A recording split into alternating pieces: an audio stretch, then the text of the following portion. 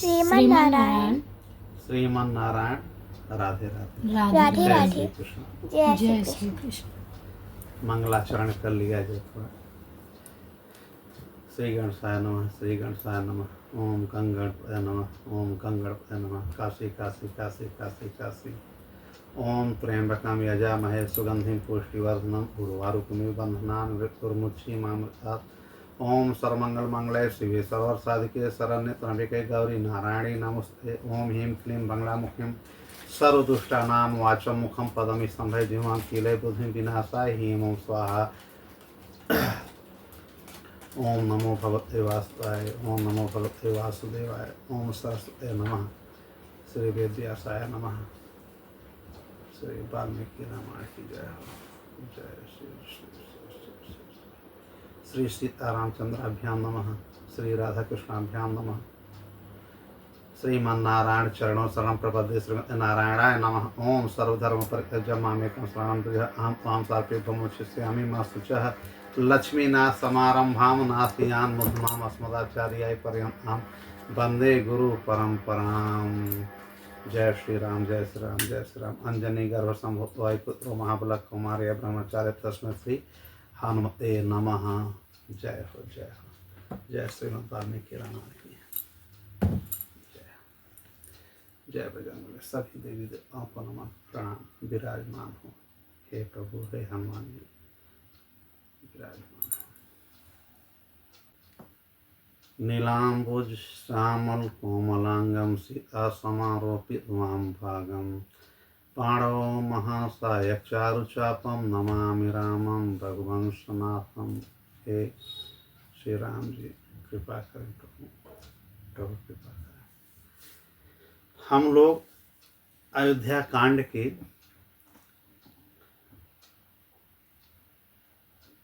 उस प्रसंग पे चल रहे हैं जहाँ पे कि प्रभु को युवराज पद के लिए अभिषेक करने का योजना चला जी।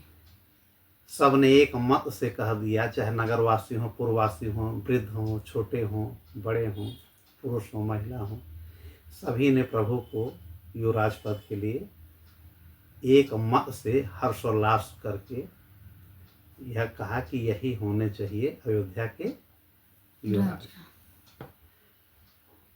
फिर सारे देवता भ्रमित करने के लिए अयोध्या वासियों के लिए पूरी योजना बनाते हैं, लेकिन सरस्वती माँ कहती हैं कि हम सबको ऐसा कर नहीं पाएंगे। अयोध्या में हमें कोई ऐसा दिख नहीं रहा है कि जिसके मति को हम फेरें। ये उचित भी नहीं लग रहा है। फेरने को तो हम किसी के मति को फेर देंगे, लेकिन वहाँ सब राममय हैं, राम भक्त हैं, इसलिए ये उचित नहीं है। लेकिन देवताओं के आग्रह पर ये जाकर के मंथरा का मति फेर देती हैं, षड्यंत्र करने के लिए उनको उकसा देती हैं। इसीलिए मंथरा जो है, जो कुब्जा रहती है, त्रिवक्र रहती हैं। हमारे वाल्मीकि जी तो कहते हैं कि ये कैकेयी इनको कहाँ से लाई हैं कुछ पता नहीं। दासी बन करके तो आई हैं, लेकिन ये कहाँ की रहने वाली हैं, किस राज्य की हैं, मंथरा के विषय में किसी को कोई जानकारी नहीं। लेकिन अन्य अन्य पद्म पुराण या अन्य पुराण ग्रंथों में है कि यह जो है वहीं की रहने वाली थी, कैकेयी देश की जहाँ रहने वाली है, कैके नरेश की यहाँ की। ठीक है जी। सरस्वती माँ कहती हैं ना कि ऊंच निवास नीच करतूती, देवताओं को कहती हैं, देख न सकहीं पराई विभूति, कि आप लोग उनको राजा बनते हुए देख नहीं पा रहे हैं तो स्वर्ग में बैठे आप लोग अमरावती में। अब काम क्या है, जैसे छोटे स्तर के लोग करते हैं। जैसे हम लोगों के यहाँ अभी कोई प्रोग्रेस करने लगे तो टांग खींचने के लिए हजारों लोग पहुँच जाएंगे जी। लेकिन अभी दुख में पड़ जाएगा तो सहयोग करने के लिए बड़ा मुश्किल है कि एक दो बंदा आगे आके खड़ा हो। मज़ा लेने के लिए सब आएंगे। पतन में अगर आप चले जाएंगे तो अरे रे रे कह के सब चले जाएंगे, सहयोग करने वाला कोई नहीं। इसी प्रकार देवताओं में भी है कि पराई विभूति देख करके उनको अच्छा नहीं लग रहा है। यही फिर कुचक्र रचती हैं मंथरा। अब कैकेयी को याद दिलाते हैं कि 2 वर मांग लो जो देवासुर संग्राम में सम्रासुर को मारने जब गए थे दशरथ जी, तो उन्होंने उनके प्राणों की रक्षा की थी 2 अंगुलियों की आहुति दे करके। जी। तो एक यह मांग लो कि भरत को राजा बना दिए गए, एक वरदान मांगो कि 14 वर्ष के लिए वनवास। 14 वर्ष के लिए ही वनवास क्यों? क्योंकि 14 वर्ष पहले क्या होता है कि कोई अगर राज्य से निष्कासित हो जाए तो पूर्ण रूप से उसको जनता प्रजा भूल जाती है और वह उस राज्य का निवासी या वहाँ का कब्जा अधिकार नहीं जता पाएगा। यह त्रेता में है। और द्वापर में 13 वर्ष के लिए अगर आप बाहर रहेंगे तो आप राज्य से बाहर समझे जाएंगे। और कलयुग में 12 वर्ष अगर आपका कहीं कब्जा नहीं है तो आप बाहर, 12 वर्ष कहीं काबिज हैं तो आपका वो कब्जा माना जाएगा। जी। यह कॉन्स्टिट्यूशन भी है और शुरू से यह चला भी आ रहा है।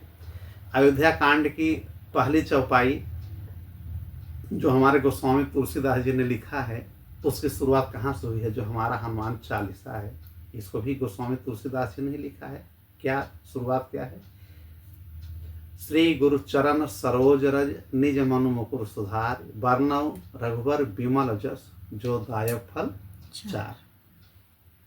इसका मतलब कि सबसे पहले तुलसीदास जी भी अपने गुरु के चरण कमलों की रज को लेकर के प्रणाम करते हैं और अपने मन रूपी दर्पण को साफ करके श्री राम जी के उस निर्मल स्वरूप पे, निर्मल यश पे वर्णन करने के लिए लगा देते हैं। और इससे क्या होता है कि 4 फल मिलता है।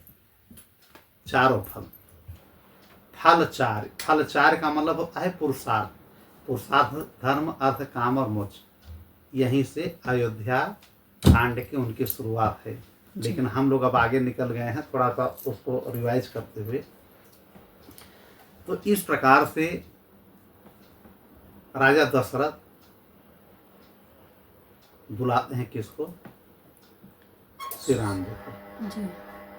श्री राम जी को बुलाते हैं और युवराज पद पे आसीन होने की बात बताते हैं। सुमंत्र जी उनको लाते हैं, ठीक है जी। और तत्पश्चात जो है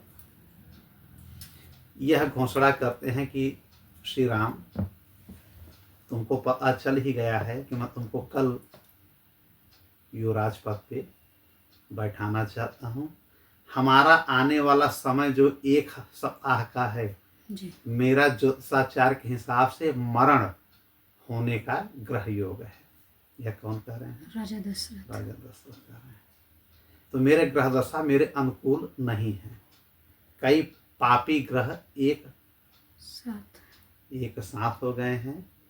हो सकता है हमारी मृत्यु भी स्वाभाविक है। तो उसके पहले मैं तुमको अपना राजपद दे करके जाना चाह रहा हूँ। और हो सकता है अगर आप राजा बन जाए आपकी खुशी में हम जी भी सकते हैं, साथ दे भी सकते हैं।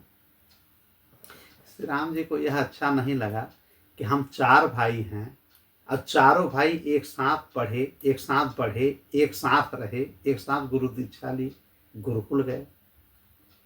10 साल में चारों भाइयों ने यज्ञोपवीत कराया। यज्ञोपवीत मतलब जनेऊ संस्कार, जिसमें दूसरा जन्म माना जाता है कि यह जन्म दूसरा जन्म हो गया है। अब से आप गुरुकुल या अन्य चीज़ों को ग्रहण कर सकते हैं। लेकिन अगर राजा बनाना हुआ, युवराज बनाना हुआ तो पिताजी मुझे बना रहे हैं, लेकिन बोल नहीं पाए। लेकिन मन ही मन वो खुश नहीं हुए हैं। राजपद पाने से बहुत खुश नहीं हैं, ठीक है जी। उनको तो सब पता है क्या होने वाला है।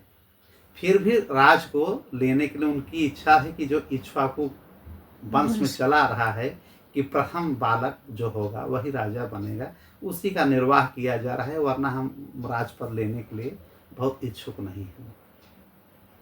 जैसे अब इनको कहा गया और फिर दशरथ जी ने कहा कि कल पुण्य नक्षत्र है और बड़ा अच्छा यह समय है जी।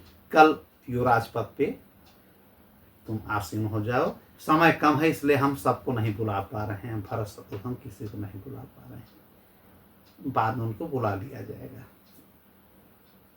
देखिए यहाँ पे क्या है, ज्योतिष की बात हो रही है, नक्षत्र की बात हो रही है, ग्रहों की बात हो रही है।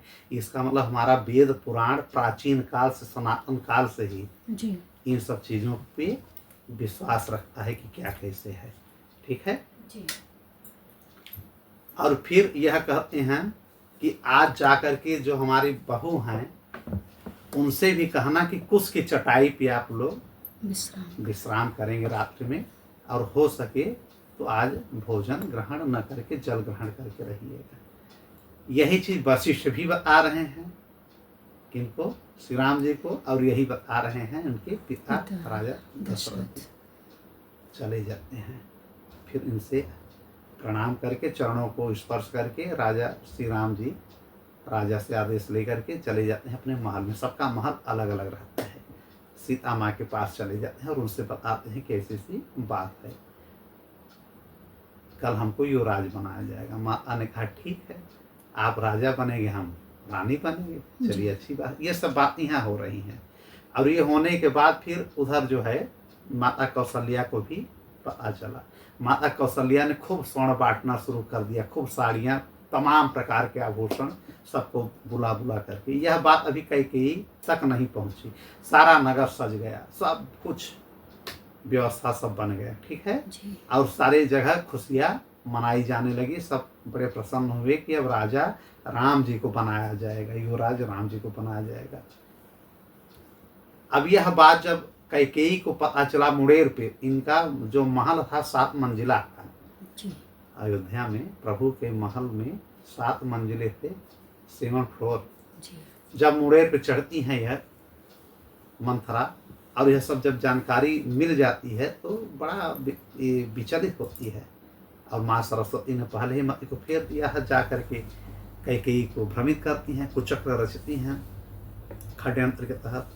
तो पहले तो डांटती हैं कैकेयी कि बहुत गंदी स्त्री हो, तो मेरे दासी हो, दासी जैसा रहो।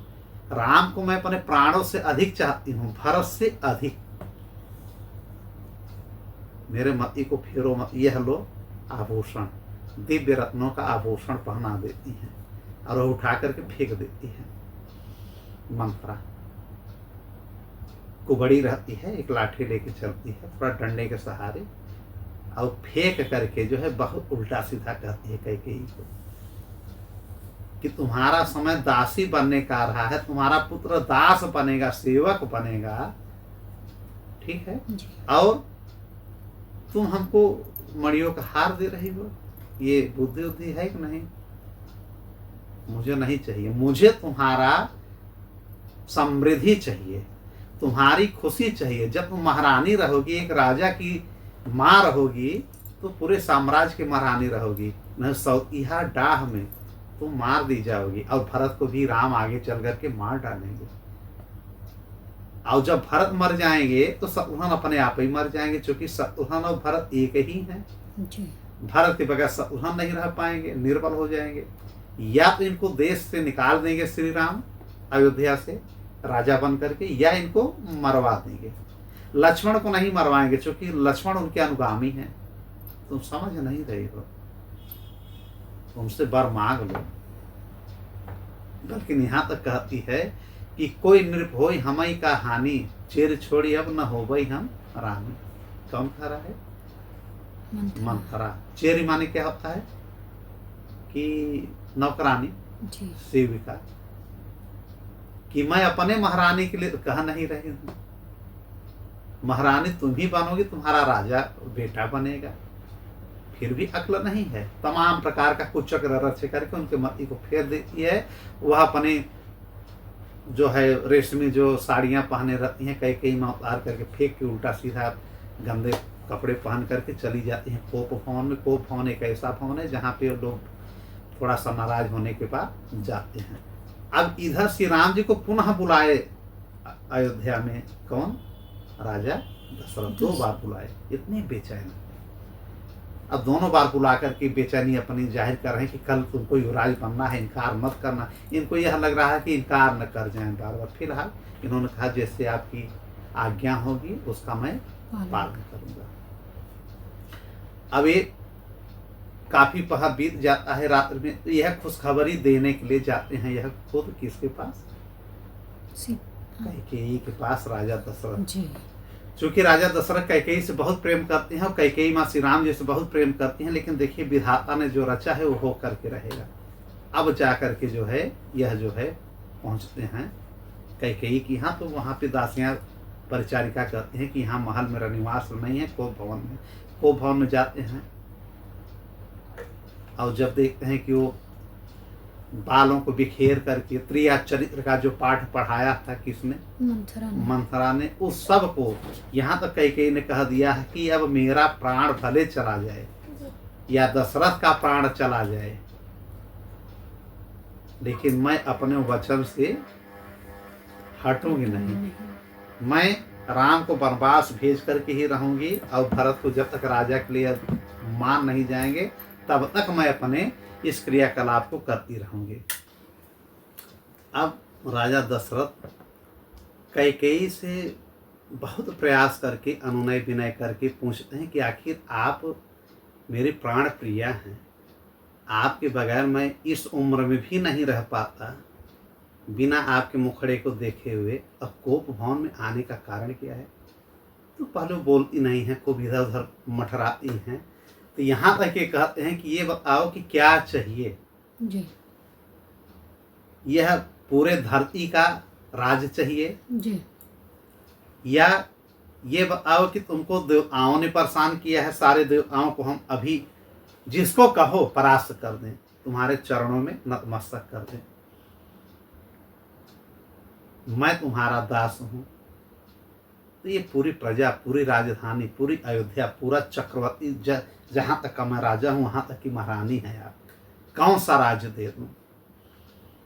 गौ चाहिए, हाथी चाहिए, रथ चाहिए, स्वर्ण चाहिए, या किसी देवता ने आपका अपमान किया है उसको मैं बंदी बना करके लाऊं? राजा दशरथ कह रहे हैं। अरे राजा दशरथ बहुत बलशाली थे, बूढ़े जरूर हो गए हैं। तो इस समय मंथरा अयोध्या में शनि की 7.5 है। 7.5 लग गया, जो राजाभिषेक होते होते अब क्या हो रहा है, वनवास का समय आ रहा है। पद्म पुराण में इसकी कथा है। शनि को मारने के लिए चले गए थे राजा दशरथ, चूंकि 12 वर्ष तक उनकी कुदृष्टि की वजह से अयोध्या सूखी हो गई थी, प्रजा त्राहिमाम करने लगी थी। इसलिए उन्होंने कहा कि मैं शनि को ही मार डालूंगा, न रहेंगे शनि और न लोगों के ऊपर विपत्ति आएगी। लेकिन शनि से लड़ने के लिए जब ये युद्ध के लिए तैयार हुए, शनि की कुदृष्टि पड़ी इनके ऊपर और ये रथ सहित गिरने लगते हैं धराधाम पे। रथ अलग और दशरथ जी अलग। तब दशरथ जी को कौन बचाता है? दशरथ जी को बचाते हैं उनके मित्र जटायु, अपने पीठ पे बैठा लेते हैं। अब कहते हैं अब हम ले चलेंगे आपको, कहाँ पे? शनिदेव के यहाँ। अब चलिए हम आपके साथ मिल करके युद्ध करेंगे, अब शनि को हरा करके आएंगे, आप हमारे मित्र हैं। ये बहुत, जब ये राजा थे, राजकुमार थे, उस समय की बात है, हजारों वर्ष पहले। ये वही राजा हैं, राजा दशरथ, जो अपनी पत्नी के आज चरणों में गिरे हुए हैं। अब भिक्षा मांग रहे हैं कि बताओ क्यों नाराज हो, क्या बात है, किस प्रकार का हमसे भूल हुआ या हमारी प्रजा से भूल हुआ कि देवताओं से भूल हुआ। मैं किसको बंदी बना करके लेकर के आऊं? मैं अपने प्रजाओं के लिए हम देवता से लड़ सकते हैं, तो तुम तो मेरी रानी हो, प्राण प्रिया हो, प्राण वल्लभा हो, तुम्हारे लिए तो मैं कुछ भी कर सकता हूँ, बताओ सही। फिर शनिदेव के पास पहुंचते हैं जटायु जी। जटायु जी कौन है? राजा दशरथ के मित्र हैं। और किसके पुत्र हैं? अरुण के। अरुण, ठीक, अरुण और गरुड़ दोनों भाई हैं। इनकी माता का नाम बिनता है। बिनता किसकी पत्नी है? ऋषि कश्यप की पत्नी है। मतलब ऋषि कश्यप और बिनता से अरुण और गरुड़ 2 पुत्र होते हैं। अरुण को पहले ही फोड़ देती हैं अंडे से माँ बिनता, इनको श्राप दे के चले जाते हैं कि 500 वर्ष पहले हमको फोड़ दी हो। पिताजी ने 1000 वर्ष से कहा था कि मैं अंडे में रहूंगा, मैं अनडेवलप्ड हो गया हूँ, अल्प विकसित, जाओ 5 साल तुम गुलाम बन के रहोगे अपनी सौत का। इसलिए कद्रू की वह सौत बन गया। कद्रू से सांपों का जन्म हुआ था, सर्पों का, नागों का। इसलिए सर्प और गरुड़ एक दूसरे के विरोधी हो जाते हैं, भाई भाई ही। चूंकि 500 वर्ष इनकी माँ गुलाम रहती हैं, दासी रहती हैं, कद्रू माँ। तो वही अरुण चले जाते हैं सूर्य जी के पास, उनके सारथी बन जाते हैं, ठीक। अब सूर्य जी के ही लड़के हैं यमराज और शनिदेव, शनिदेव। और उन्हीं शनिदेव से गए हैं लड़ने राजा दशरथ लड़ने। राजा दशरथ। और ये कौन है? जटायु, उन्हीं अरुण के पुत्र हैं। पुत्र हैं। अरुण और सेनी से, सेनी की माँ का नाम था। अरुण किसके माँ का? जटायु। अरुण की पत्नी का नाम सेनी था, जी। जो रथ चलाते हैं सूर्य जी का, जो हम लोगों को सुबह सुबह हम लोग कहते हैं ना कि अरुणोदय हो गया है, अरुण जी का उदय हो गया है, सबसे पहले जल हम उन्हीं को चढ़ाते हैं। जी, लाल तो माँ। हाँ, लाल अरुणिमा। तो यही जो है जी। जटायु जी एक प्रकार से शनि के भाई ही हो गए जी। ना, शनि के भाई हुए ना, जी। क्योंकि सूर्य और अरुण भाई भाई हैं। तो सूर्य के पुत्र हो गए शनि जी, जी। और अरुण के पुत्र हो गए जटायु। जटायु। तो एक प्रकार से लोग भाई भाई हैं। तो यह लेकर के जाते हैं अपने पीठ पे बैठा करके, पक्षी हैं जटायु जी, जी।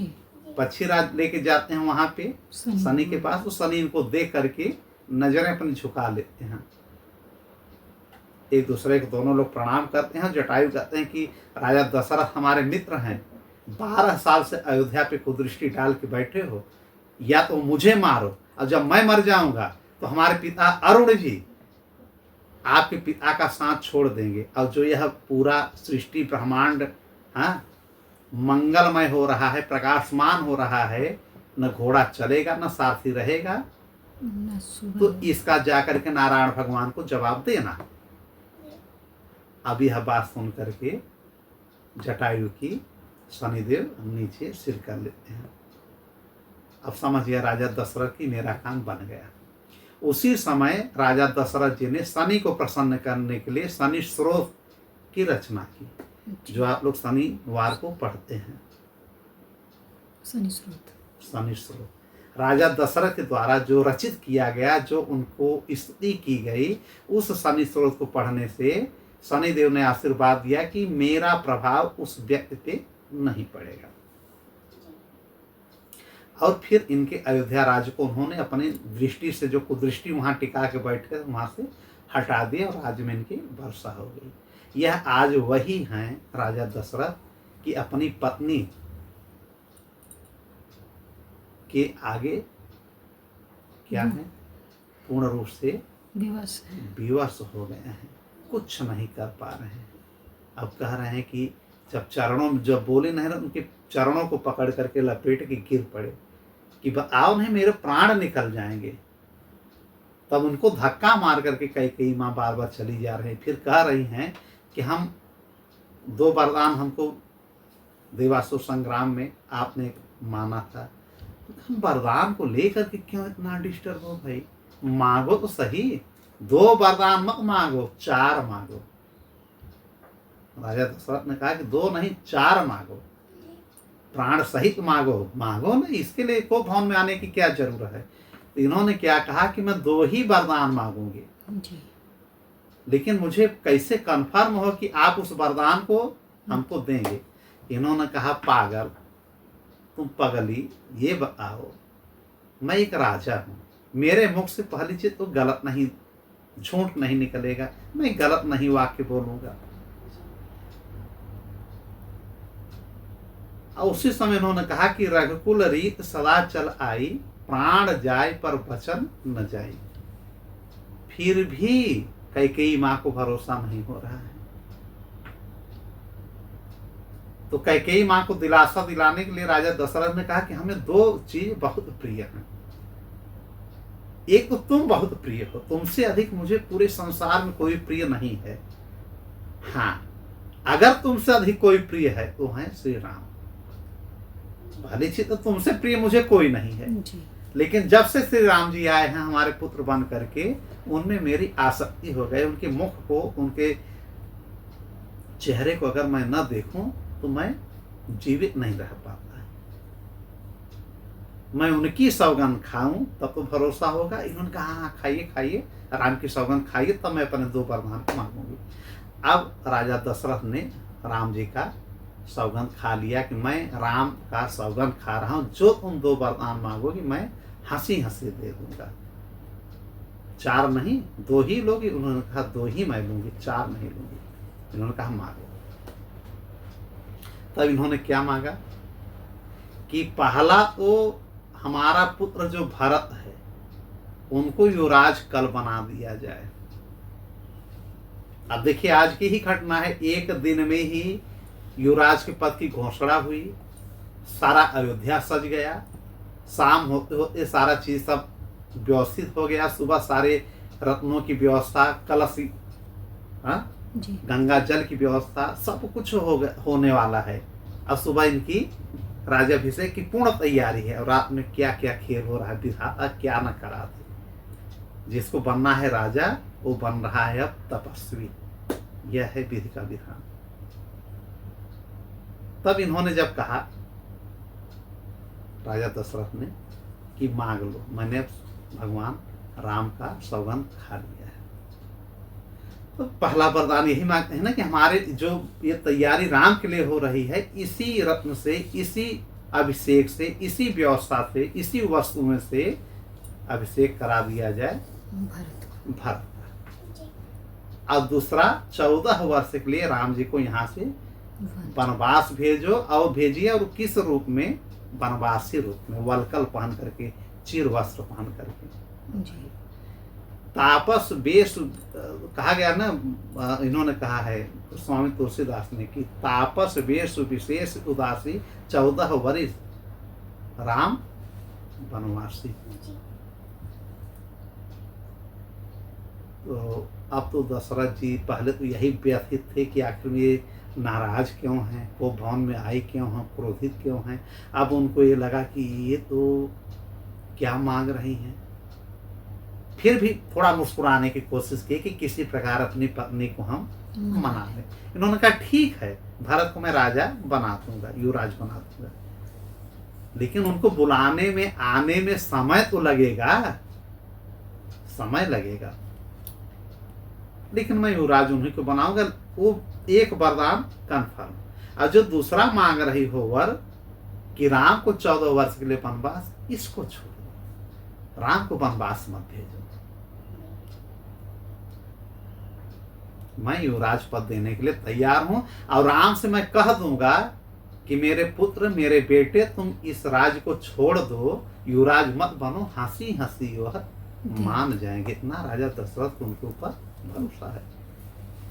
लेकिन कैकेयी मां टस से मस नहीं होती, क्योंकि उन्होंने मंथरा से कह दिया था, मंथरा ने यही कहा है कि 2 वरदान के अलावा कितना भी वो कहेंगे कि यह राज ले लो, यह महल ले लो, यह रत्न ले लो, यह घोड़ा, यह चांदी, सब कुछ मांगना मत और मानना मत। उसी पे वो अड़िग हैं। उन्होंने कहा नहीं, मुझे यही 2 वरदान चाहिए। करते करते खूब ये अनुनय विनय कर रहे हैं। अब इनके अश्रुपात होने शुरू हो गए। कैकेयी के बार बार चरण पकड़ रहे हैं, उनके चरण को क्या कर रही हैं, वो झटका दे करके चली जा रही हैं। अच्छा, यह वरदान मांगने के पहले जी कैकेयी ने एक और इनको ध्यान दिलाया कि आपने श्री राम जी की तो कसम खा ली है, जी अब 33 करोड़ के जो देवी देवता हैं मैं सबको साक्षी मान रही हूँ, 10 दिशाओं को मैं साक्षी मान रही हूँ। हे धरती, हे आकाश, हे 7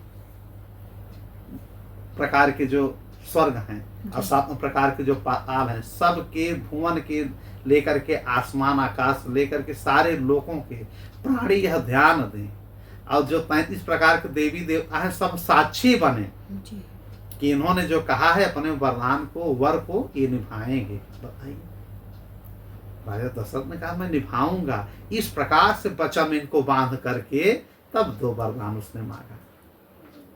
अभी विकल हो गए, व्यथित हो गए, बार बार कह रहे हैं कि राम जी को वनवास न भेज करके उसके जगह तुम कुछ भी मांग लो, मेरा प्राण मांग लो।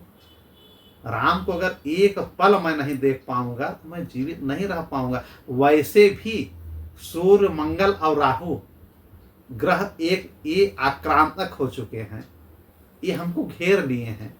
तुम मेरी पत्नी हो, मेरे 350 पत्नियां हैं, अब 3 महारानी हैं, लेकिन सबसे अधिक मैं तुमको पसंद करता हूं, तुमसे प्रेम करता हूं। प्रतिदिन मैं तुम्हारे रनिवास में आता हूँ और किसी की यहाँ मैं नहीं जाता हूँ। तमाम प्रकार की दुहाई देते हैं, लेकिन उनको कोई फर्क नहीं पड़ता है। तब इनको धुतकारती हैं कैकेयी कि मैंने सबको दिशाओं से लेकर के धरती आकाश पाताल तीनों लोकों से 14 भुवन से सबको साक्षी बनाया है। अब 33 प्रकार के जो देवी देवता है सबको साक्षी बनाया है, और आपने कहा है कि जो वरदान मांगोगे वो मैं दे दूंगा। तो आप हमको बहका क्यों रहे हो, फुसला क्यों रहे हो? फुसलाओ मत। मुझे राम को वनवास चाहिए सुबह कि वनवास जाएं बस, और हमको कुछ नहीं। और हमारा पुत्र हाँ क्या बने, युवराज बने। लेकिन ये ढेरों सारी राजनीति की बातें करके, प्रेम की बातें करके उनको समझाने की कोशिश की, राज्य की बातें करके कि इक्ष्वाकु कुल में यही वंश परंपरा चली आ रही है कि कुछ भी हो जाए लेकिन बड़ा पुत्र ही राजा बनता है। लेकिन ये कुछ मानने के लिए तैयार नहीं होती है। तर्क यह कर रहे हैं, वह कुतर्क कर रही हैं। कौन? कैकेयी में। अब कैकेयी से बार बार कह रहे हैं कि कैकेयी मेरे ऊपर बहुत कलंक लग जाएगा। लोग यही कहेंगे कि बुढ़ापे में राजा दशरथ ने सबके सम्मुख आकर के पहले तो बड़े पुत्र को युवराज बनाने की घोषणा की, फिर विमुख हो गए। उस कलंक को भी मैं सह लूंगा कि मैंने अपने वचन को झूठा साबित कर दिया। मैं नरक में चला जाऊंगा। मैं अपने वचन से विमुख हो रहा, मैं नरक में जाऊंगा, लेकिन राम को हम मुझसे विमुख मत करो। बार बार राम राम शब्द इनके मुख में आ रहा है, लेकिन कैकेयी महत्वपूर्ण रूप से अब मंथरा इनकी दासी है कि कैकेयी उनकी दासी बन चुकी हैं। अब ये अयोध्या को उजाड़ने की पूरी योजना चल रही है। जैसे एक मदमस्त हाथी आता है और कोई पार्क छोटा सा हो, कौन हो, और उजाड़ के चला जाए, उसी प्रकार से बसे बसाए अयोध्या को उजाड़ने में कोई कसर नहीं छोड़ रही हैं माँ कैकेयी। बार बार दुहाई दे रहे हैं कि देखिए राजा शिवी एक थे। राजा शिवी ने क्या किया था? पुत्र का। राजा शिवी ने नहीं, पुत्र को नहीं, राजा शिवी ने एक कबूतर और एक बाज की जो कथा है, एक बाज आते हैं जो इंद्र भगवान बन करके शिवी की परीक्षा लेने, और वह कबूतर को खाने की योजना बनाते हैं। कबूतर आता है इनके पास, गोद में बैठ जाता है राजा शिवी के कि मेरे प्राण को बचाइए ना। फिर बाज कहता है कि भाई हमको इन्हीं का मांस चाहिए, या किसी का मांस नहीं चाहिए, इसी प्रकार ताजा मांस चाहिए जी। किसी का दे दो, हम चले जाएं। तो राजा शिवी ने कहा मैं किसका दूं, मेरा ही मांस ले लो। अपना काट करके तराजू में एक तरफ कबूतर, एक तरफ उनका मांस, उनका राजा शिवी का मांस। लेकिन कबूतर बढ़ता गया बढ़ता गया बढ़ता गया, पूरे शरीर को राजा शिवी काट करके तराजू पर रखती है, लेकिन कबूतर का वजन बराबर नहीं हुआ। अब इनके प्राण जब पखेरु होने लगे तो कबूतर से अग्निदेव प्रकट हो गए, और उससे जो है बाज से इंद्र अब प्रसन्न होते हैं, इनको आशीर्वाद देते हैं। यही याद दिला रही हैं कैकेयी। ज्ञान की बात बहुत कर रहे हैं, लेकिन अनर्थ कर रही हैं, अधर्म कर रही हैं ना जी। प्रिया चरित्र के चक्कर में। कहा गया है ना, बाबा तुलसीदास जी ने लिखा है, या पद्म पुराण में भी ऐसी बात आई है, वाल्मीकि रामायण में भी आई है कि स्त्री अगर विमुख हो जाए पति से तो अब कुछ भी कर सकती है। इसी को कहा गया है प्रिया चरित्र, या इसी को कहा गया नारी चरित्र। इनके चरित्र को कोई भांप नहीं सकता। यह वही कैकेयी है जिन्होंने कहा है कि पहले मेरे प्राण जाएंगे तब आपके प्राण जाएंगे। यह वही कैकेयी हैं जो राजा दशरथ के प्राणों की रक्षा की, अपने प्राणों की बाजी लगा करके। यह वही कैकेयी हैं कि पुत्र मोह में एक दासी मंथरा के बहकाने पर अपने उस पति की हर बात की अवहेलना कर रही हैं जिसकी कभी सोच इन्होंने स्वप्न में नहीं रखा था। कब आदमी का मति कहाँ भ्रमित हो जाए, कौन भ्रमित कर दे, कौन मंथरा बन करके हमारे जीवन में आ जाए और हमारे जीवन को तहस नहस करके चला जाए, कुछ कहा नहीं जा सकता। बार बार राजा दशरथ कह रहे हैं कि किसी के बहकावे में तुम आ गई हो, डांटते भी हैं कि हे दुष्ट, हे कलंकनी, हे पापनी, हे पिशाचनी, हे राक्षसी, हे उल्टा, तुम क्या चाह रही हो कि राम वनवास चले जाएं, हमारी मृत्यु हो जाए? ये कारण मृत्यु हो जाए ठीक है, उससे हमसे कोई मतलब नहीं, मरना हो मर जाइए। तमाम प्रकार की बातें करते हैं। फिर कहते हैं तुम अपना मुख हटा ले हमारी तरफ से। जमीन पे गिरे हुए हैं राजा दशरथ। स्वर्ण के सिंहासन पे बैठने वाला, सोने के पलंग पे रहने वाला, आज कहाँ बैठा है? जमीन पे, धरती पे, चरणों में अपने पत्नी के। और वह पत्नी इतनी निष्ठुर हो गई है, इतनी कठोर हो गई है कि उनको कुछ समझ में नहीं आ रहा, भैया वो राज लेके करोगी क्या? जी। यस। उस राज को लेकर के क्या करोगी? जी। जब उस राज में आपके पति ही नहीं रहेंगे, आपका बड़ा पुत्र ही नहीं रहेगा और पूरी अयोध्या उजड़ ही जाएगी, तो महारानी बन के क्या करोगे? जैसे आजकल घर उजड़ जा रहे हैं, लेकिन लोग कहेंगे हमें 1 इंच नहीं छोड़ेंगे, इंच इंच नाप करके लेंगे। एक नाली को लेकर के, एक मेड़ को लेकर के, एक छोटे से खेत को लेकर के, जमीन के टुकड़े को लेकर के महायुद्ध करते हैं। नहीं करना चाहिए। यही यहाँ यह प्रश्न हमको सिखा रहा है, यही प्रश्न सिखा रहा है। अब ऐसे करते करते गाना रोना गाना होते होते लगभग अब भोर होने वाली है।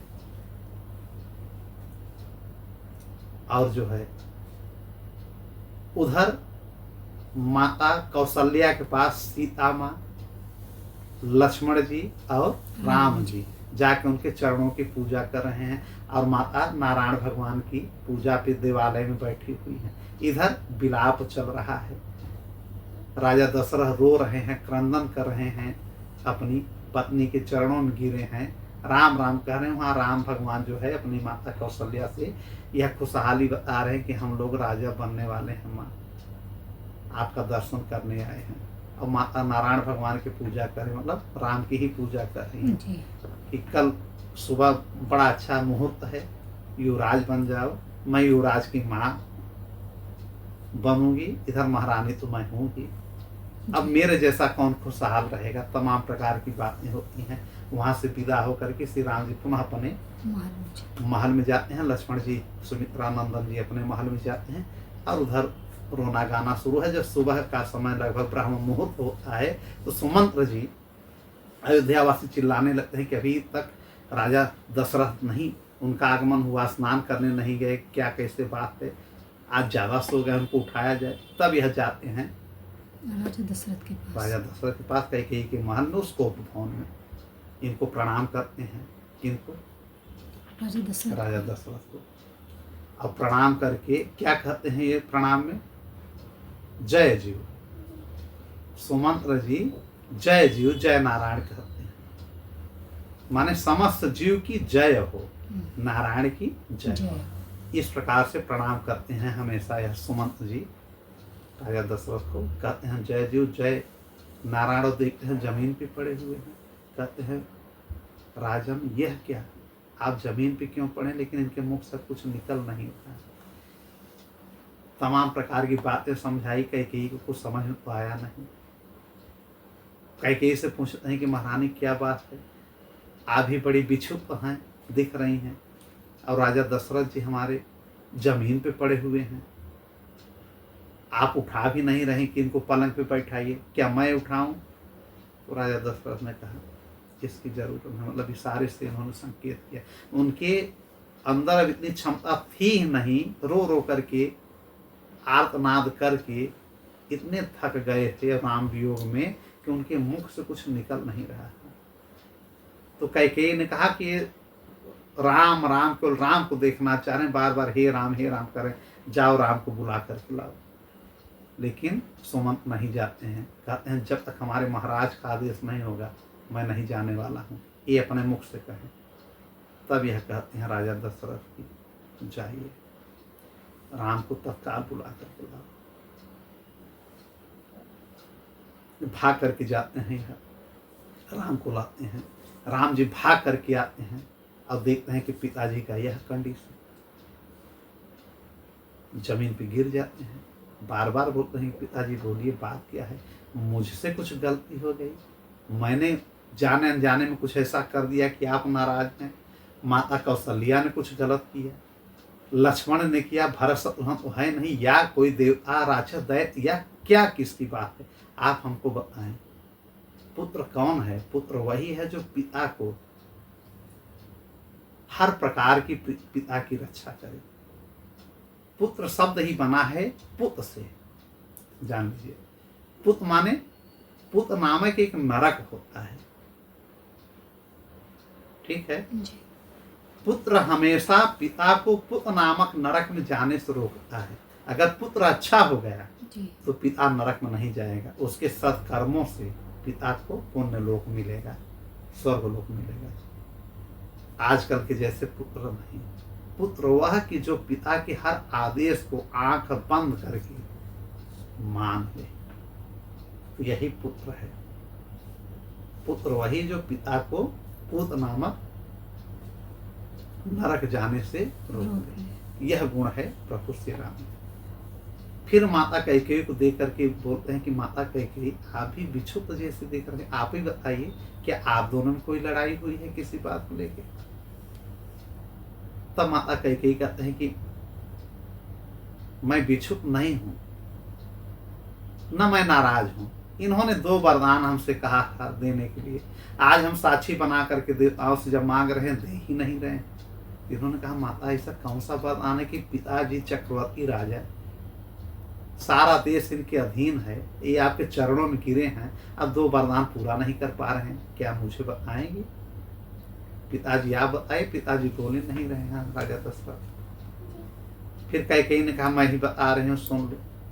पहला वरदान मैंने मांगा कि तुम राजा नहीं बनोगे युवराज, मेरा पुत्र भरत बनेगा। तो मुस्कुराने लगे, कहा तो ये तो बड़ी अच्छी बात है, मैं तो यही सोच रहा हूं कि भरत को मिलना चाहिए राज, इसमें कौन सा बुरा है? आप माता हैं, आप कह रहे हैं, तो पिताजी के आदेशानुसार उनको युवराज बना दिया जाएगा, बन जाएंगे। अब दूसरा वरदान क्या है माँ? श्री राम जी कह रहे हैं। तो कैकेयी माँ ने कहा दूसरा यह है कि 14 वर्ष के लिए तुम वनवास जाओ, बिना कोई प्रश्न पूछे। यही 2 वरदान हमने मांगा है, और ये एक वरदान दे रहे हैं, दूसरा वरदान देने से हिचक रहे हैं। अब बनते हैं राजा, काहे के राजा हैं जब अपने बचनों से विमुख हो रहे हैं। श्री राम जी उनके चरणों में नवाजते हैं अपने सिर को कि हे माता, पिताजी को मेरे सामने कुछ मत बोलिए, मैं पिता के हर एक आदेश का पालन करूंगा। पिताजी मैं 14 वर्ष के लिए वनवास जाऊं। पिताजी ने केवल ऐसे थोड़ा सा सिर उठाया, फिर अपने आंखों को झुका, बोले नहीं। अब यह समझ गए कि पिता का सांकेतिक आदेश है, ये वचन में बने हुए हैं, और धर्म विमुख न हो इसके लिए इनकी आज्ञा का पालन मुझे करना है। वनवास ले क्यों स्वीकार उन्होंने किया कि अब हमारे पिताजी हमारे मोह में, ममता में इस प्रकार से बंधे हुए हैं कि मुझे कह नहीं पा रहे हैं, बोल नहीं पा रहे हैं कि आप चले जाओ वनवास।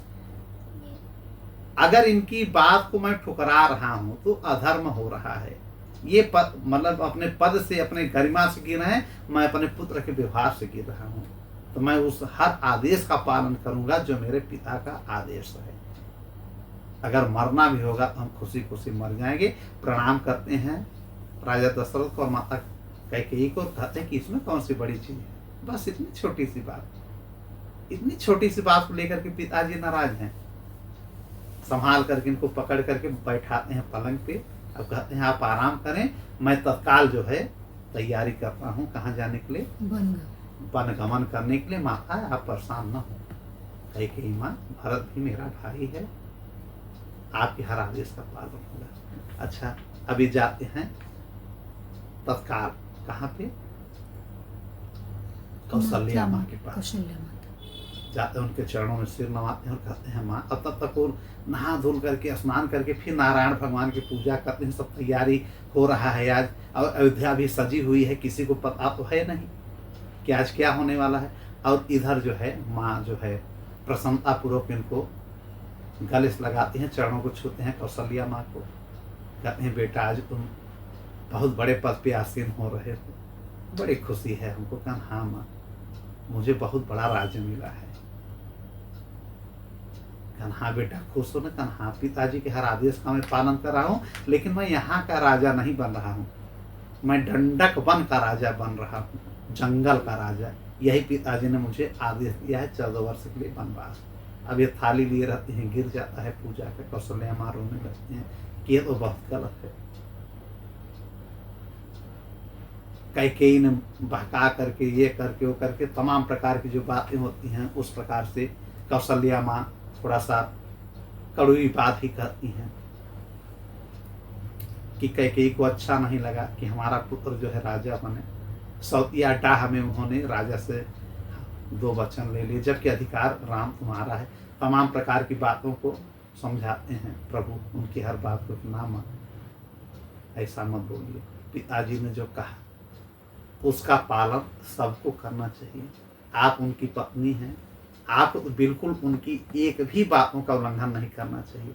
इन्होंने कहा कैसे पत्नी है? अगर उनका आदेश है पिता का कि जंगल जाओ, तो मेरा माँ का आदेश है कि जंगल मत जाओ, यहीं का राजा बनो, और न राजा बनो तो यहाँ पे रहो, लेकिन यहीं रहोगे। अभी धर्म संकट में पड़े, लेकिन भगवान बहुत बुद्धिमान थे। इन्होंने कहा माँ, और उस समय तक ये भी आ गए थे। कौन? लक्ष्मण जी। लक्ष्मण जी वहाँ आ गए थे, और लक्ष्मण ये बात सुन करके रोष में आ रहे हैं। इन्होंने कहा माँ, राजा वैसे ही प्रजा का पालक होता है, हम लोग अभी प्रजा हैं। राजा दशरथ एक तो बूढ़े हो चुके हैं, दूसरे वो हमारे पिताजी हैं, तीसरे इस राज्य के राजा हैं, और चौथे आपके वो पति हैं। तो मैं आपका आदेश मान रहा हूं, तो आपके ऊपर तो पिताजी हैं, तो आपके आदेश को मैं मान रहा हूं कि जैसे मैं नहीं जा रहा हूं, लेकिन अब पिताजी के आदेश को मान रहा हूं कि अब मैं जा रहा हूं। तो नारी धर्म समझाते हैं प्रभु श्री राम कि नारी का धर्म क्या है। नारी का धर्म यह है कि पति अगर ऐश्वर्यशाली हो, बलशाली हो, धर्मज्ञ हो, या अनपढ़ हो, अल्पज्ञ हो, कोढ़ी हो, किसी प्रकार के उसमें अवगुण हो, फिर भी छोड़ करके नहीं जाना चाहिए कि उनके ऐश्वर्य में उनके साथ रहिए। समय विपरीत आ जाए, गरीबी आ जाए, रंक हो जाए, राजा से रंक हो जाए, आप उनको छोड़ के जाइए नहीं। सैकड़ों पुत्र को मां छोड़ा जा सकता है, आप मुझे छोड़ सकते हैं, लेकिन पति को छोड़ना कोई सनातन धर्म में है ही नहीं। आजकल की पत्नियां क्या करती हैं? पति को छोड़ देती हैं, या पति भी छोड़ देते हैं। पति को भी नहीं छोड़ना चाहिए, पत्नी को। लेकिन अगर पत्नियां छोड़ रहे हैं तो समझ लीजिए को अपने पूरे परंपरा को, अपने पूरा जो उनका बना हुआ है कि पति सेवा करके आप अपने को संवार लेंगे, इस लोक उस लोक को बना लेंगे ना, वह उनका पतन हो जाता है, बिगड़ जाता है। यही सब चीज को समझाते हैं कि शुभ क्या है, अशुभ क्या है, नारी का धर्म क्या है, सत्य वचन क्या है। सत्य वचन यही है कि पिताजी वचन में बंधे हुए हैं माँ, उनके आदेश का पालन करने में मेरा परम धर्म, परम कर्तव्य है, इससे मुझे रोको मत। लक्ष्मण जी नाराज होते हैं, कैसे बूढ़े बाप को तो मार दिया जाए, कैद कर लिया जाए, जो कि कामी पुरुष हो चुके हैं। बताइए, मेरी माँ के पास नहीं आते हैं, माता कौशल्या के पास नहीं आते हैं, प्रतिदिन हम लोग जब देखते हैं तो उन्हीं के पास चले जाते हैं, कई माँ के पास, और उन्हीं के कुचक्र में फंस करके आपको जंगल भेजेंगे? कौन भेजेगा? मैं उनको भी जेल में डाल दूंगा, भरत को मार डालूंगा, जो प्रजा आपके खिलाफ खड़ा होगा मैं सबको अकेले ही मार दूंगा, मैं पूरे धरती को पलटा दूंगा। तमाम प्रकार के क्रोधित में आकर के लक्ष्मण जी कहने लगते हैं, लेकिन राजा बनेगा तो आप ही बनेंगे भैया, आपके सिवा कोई नहीं बनेगा। फिर उनको ये समझाते हैं प्रभु श्री राम जी कि ना, किस मुख से तुम पिताजी के लिए कठोर शब्दों का प्रयोग कर रहे हो? पिताजी वैसे ही इस समय बोल नहीं पा रहे हैं, उस वरदान में बने हुए हैं, धर्म संकट में पड़े हुए हैं। हम पुत्रों का यह इस समय यही अवसर है कि पिता के वचनों को निभाएं। उनको धर्म संकट में हम नहीं छोड़ सकते, उनका मौन आदेश है, उनके आदेश का हम पालन करेंगे। और लक्ष्मण, तुम आराम से यहाँ भरत के साथ मिल करके राज्य शासन देखो। लेकिन लक्ष्मण कहते हैं जब आप ही नहीं रहेंगे तो मैं यहाँ रह के क्या करूँगा, आप मुझे अपने साथ लेके चलिए। मना करते हैं प्रभु, लेकिन वो मानते नहीं हैं, बार बार कहते हैं नहीं प्रभु मैं आपके साथ ही चलूँगा। फिर यह मान जाते हैं कि ठीक है। सुमित्रा जी भी वहाँ पहुँच जाती हैं, कहते हैं कि मेरा पुत्र आपके साथ ही रहेगा, और लक्ष्मण इनको अपने पिता जैसा समझना, भाई भी हैं और पिता भी हैं। आज से हाथों में पकड़ा देती हैं सुमित्रा माँ राम जी को, लक्ष्मण जी को जी राम के हाथ में। इस प्रकार से माता सीता का भी आगमन वहां हो जाता है। कहाँ पे? जहाँ पे कौशल्या माँ। कौशल्या माँ है। वो भी इन सब बातों को सुन करके वहां नहीं बोलती हैं। फिर जब साथ में जाते हैं अपने महल में, अब कहते हैं कि मुझे निकलना है तत्काल, मेरे पास समय नहीं है वन गमन के लिए। तो इधर जो है माता सीता कहते हैं कि कहाँ अकेले चलेगी, मैं आपके अनुगामिनी हूँ, मैं आपकी छाया हूँ, मैं आपके बगैर यहाँ कहाँ रह पाऊंगी। तमाम प्रकार की शिक्षा देते हैं प्रभु कि वहाँ जंगल में शेर हैं, बाघ हैं, बड़े बड़े प्रकार के जानवर हैं, राक्षस हैं, दैत्य हैं, वहाँ चलना नहीं ठीक है। वहाँ सोने के लिए जगह नहीं मिलेगा, पीने के लिए खाने के लिए कुछ नहीं, कंदमूल है, तुम रानी हो महारानी हो, वहाँ कैसे रह पाओगे। लेकिन ये एक भी नहीं सुनती है।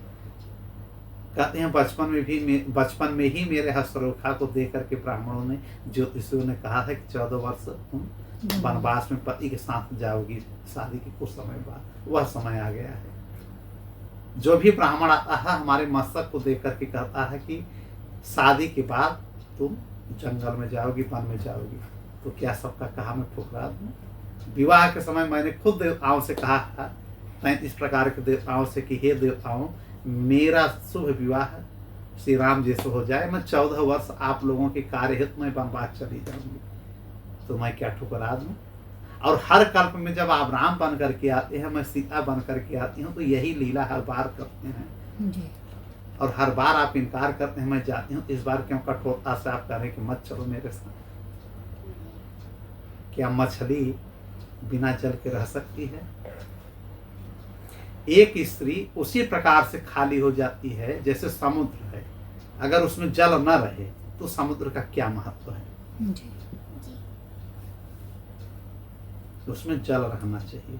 आप हमारे लिए समुद्र हैं। अगर आप खाली हो गए या मैं न रहूं या आप न रहें तो कोई इस जीवन का मतलब नहीं है। खासकर स्त्री को हमेशा पति का अनुगामी होना चाहिए। मैं आपके बगैर तीनों लोक ठुकरा सकती हूँ, 14 भुवन ठुकरा सकती हूँ। यह अयोध्या क्या है? मैं आपकी परछाई बन के चलूंगी। आप शरीर हैं तो प्राण तो मैं ही हूँ, मुझे आप प्राण वल्लभा कहते हैं। शरीर लेके जाएंगे, प्राण यहाँ छोड़ के जाएंगे ना प्रभु।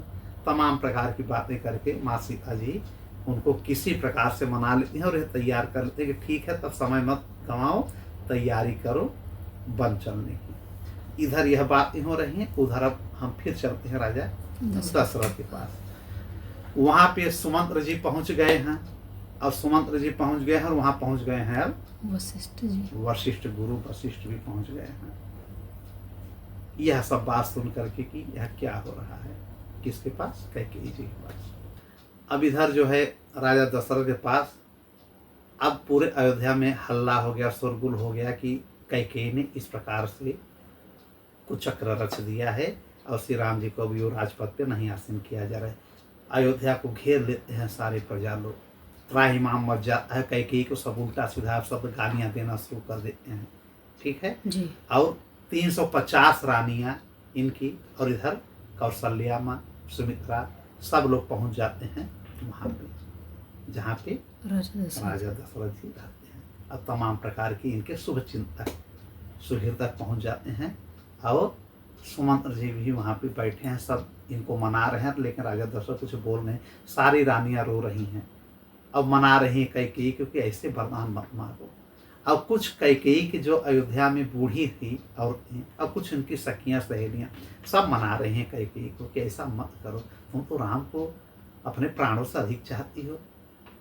ऐसा कह दो कि मैं हंसी ठिठोरी कर रही थी, मजाक कर रही थी, सबका परीक्षा ले रही कि राम इसमें क्या बोलेंगे या दशरथ जी क्या बोले हैं, तुम्हारा मान सम्मान भी रह जाएगा। अब कह तो रहे हैं कि तुम्हारे बेटे को राजा बना दिया जाएगा, भरत बन जाएंगे। अब भरत बनेंगे तो भरत और राम में कोई फर्क नहीं है। अब भरत स्वेच्छा से दे देंगे श्री राम जी को पद।